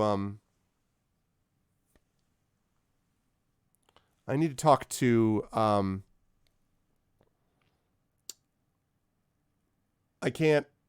What, Genly? Of course you can vote. Why wouldn't you be able to vote? I need to talk to see if I at some point, if I have not actually seen Netawin for a number of months. I would love it if we could make like a ranked choice thing. Like people got to choose their like got to vote for their number 1, 2, and 3. Basically, I want ranked choice voting everywhere. I think it would be good for democracy in general. So, oh, which one is Amalur? Amalur is 2, Coven Guy. It's number 2. And Genly, of course you can vote. Why would you not be able to vote? $ vote space, whatever the option is that you want. Yeah, a lot of people want to see Amalur. Man, Amalur. People are like, Kingdoms of Amalur. All right, so I need people to switch off to make 2 other options as the second option. Amalur is definitely in. No question about that. That's definitely in there. But we need something for the other options too. Okay. There's just a bunch of sirens outside and like fire trucks and ambulances. What the hell's going on outside? Because it's R.A. Salvatore. The poll looks unbalanced. So I do need people to switch off to the other 2 choices because we need to have 3 choices from which we can pick. At least 2, but preferably 3. Okay, so we got 4 votes for Kingdom of Amalur, 2 votes for Growlancer 2. I just need 1 other vote for one of the other ones. I'm going to last call this. Oh, no. Nope. It fueled by the Patreon just means that I have enough money in the Patreon that I can do this once per month. And the more money that we get in the Patreon, the more we can do things like another Talisman tournament, Arvanot Idol 4, I guess it would be, and stuff like that. You suggest Ori and the Blind... Oh, because you wanted to vote for both. Yeah, but remember, even if you don't win one, you can always bring it back. Like Nonstop had one that he tried over and over again. I think it was maybe Breath of Fire, and he kept trying, and finally got it through. So it'll happen. Okay, so $ change vote space 3. Yeah, you already changed vote to the one you already did. Okay, so Kingdoms of Amalur is 4. Can you switch to 4? You do $ change vote space 4. Although not if it's going to make it a 11111 because I got 3 right now. Yeah. And see, now it's on my list. Okay, there we go. So 3, 2, and 2. All right. Going once, going twice. All righty. So those are your 3. Kingdoms of Amalur, Growlancer 2, and Kathy Rain. Those are your 3 choices. Totally fine. I like these choices. So these are your 3 choices for this month. If one of my amazing mods would be so kind, /Echo, I know that you do this with Next Game sometimes, like the straw poll. Thank you. You're an officer and a gentleman. If one of the mods would be so kind as to connect this to, yeah, exactly. Hopefully it doesn't get hacked. Could connect this to the Next Game command the way that we usually do. That would be lovely. Thanks, Rudnell. You're my hero. And thank you, Echo, for putting together the straw poll. Also my hero. All right, we're going to... So we got Kingdoms of Amalur, Growlancer 2, and Kathy Rain. I will clear the vote. And I will stop Arvbot, and I will say thank you very much, Arvbot, for your service. All right, so that's the vote that you're going to want to do. Now, this will be open. You can vote in that now. You're only going to get a chance to vote once. That will be open until next Tuesday. Next Tuesday at the end of the session, I will close it, and then we will play the winner the session next one. Can I give a 10 seconds pitch? Sure. Kingdom of Amalur was the only game done by 38 Studios, which was the one that was done by Kurt Schilling, who is a Boston Red Sox pitcher and not a good guy. Oh my gosh, Dr. Laser Falcon with the resub. Ladies and gentlemen, we have been joined by our vocalist king. What's up, Russ? How you doing, man? Good to see you, man. Thank you for the resub, bro. I appreciate it, bros. I hope everything is well. I hope you're hanging in there, dude. Dr. Laser Falcon called this thing that we're dealing with right now, the pandemic. We talked about this on the show that he and I do together, the MEP Report, with our friend Story. So, yeah. So he called this a long time ago, but I hope everything is doing well with you and the kids, man. Yeah, get back on our vocalist. Well, he might have a chance to do it now. These days, everything is different at the moment. So anyway, Kingdoms of Amalur is basically was a project by 38 Studios. It's set in a fantasy world. Fantasy world was created by Bob Salvatore, who is the guest of honor this year, author guest of honor at Gen Con, if we have it. It is a fantasy game, and it was kind of had MMO elements to it as well. I have not played it. I've seen it being played a couple times, but supposedly pretty cool, pretty well done. So there's that. Kathy Rain is a point-and-click adventure that apparently has a sort of spooky, somewhat, not exactly horror, but a kind of spooky element, investigational element placed to it. And Growlancer 2 is an RPG, although I don't know the details about the RPG. I don't actually know. Hey, what's up, Dragonspear? I don't actually know, like, Nonstop, do you want to give a quick pitch for it? What the pitch for Growlancer 2 is? Because I got to get heading off here, folks. As he is doing this, I got to head off.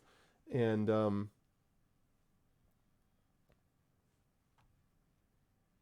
it is pretty cool. Okay, cool, Genly. That's awesome. Well, I mean, I believe it. So those are two valid choices. But Growlancer is a JRPG.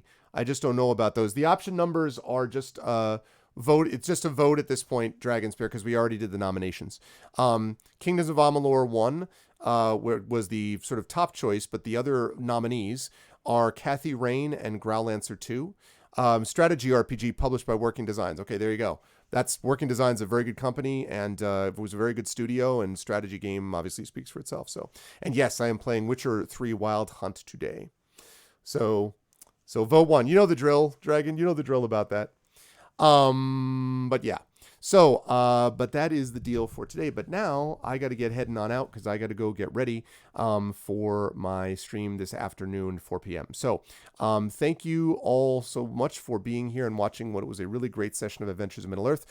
Dragon, you missed a chance not only for more Tolkien Dragonspear, you missed a dragon, like a literal dragon that showed up and that they're going to be negotiating with and talking with at the beginning of next session. Just saying. So, this is what happens. You snooze, you lose, man. But I hope everything is well with everybody out there. And I hope people will, if they like what they saw and heard, follow the channel. Check out the YouTube with !ArvTube, the Discord with !ArvCord, Twitter with !ArvTweets. Website for all of that is arvaneleron.com. The shop is !ArvShop, where you can get Adventures in Middle-earth material and Infinity and Beyond material, and soon Esper Genesis material as well. !ArvTreon is the Patreon, currently sitting at 313. Yes. Which is sitting at 313. Would love to see that get north of 350 again, because again, that allows us to do other things for the channel, which is really awesome and helps out. And if you haven't done so already, please consider following us as well. I said that, subscribing to us, that's what I meant, on the channel as well. I think we're sitting right now at about 46 or 47 subs, so we're trying to get that north of 50 also as we continue to push forward as the year continues. On the publishing side, !Library will get you a copy of Tales and Tomes from the Forbidden Library, currently selling at Drive-Thru-RPG. You can buy the PDF there. The print version you can also put in for the PD. The print version should be here hopefully in a few weeks. It's coming from a printer in Lithuania, and Lithuania is currently on a 2-week quarantine, just like everyone else in the world is in some version of that or not. So I hope everything, works out, but we will get through here, soon. Exclamation Point Icarus is my graphic novel being produced by Athos Arts LLC. That is coming out in May, and so you can pre-order it now. My graphic novel's Icarus and Jelinek. So happy about the art and so happy about how professional Athos Arts is doing in putting this together. Not that I'm surprised, but it is really amazing, so you should support that. And last but certainly not least, Exclamation Point Greyshade KS for details on my Greyshade Kickstarter. That has been put on hold because of the situation with the pandemic, but we will have it. It will happen.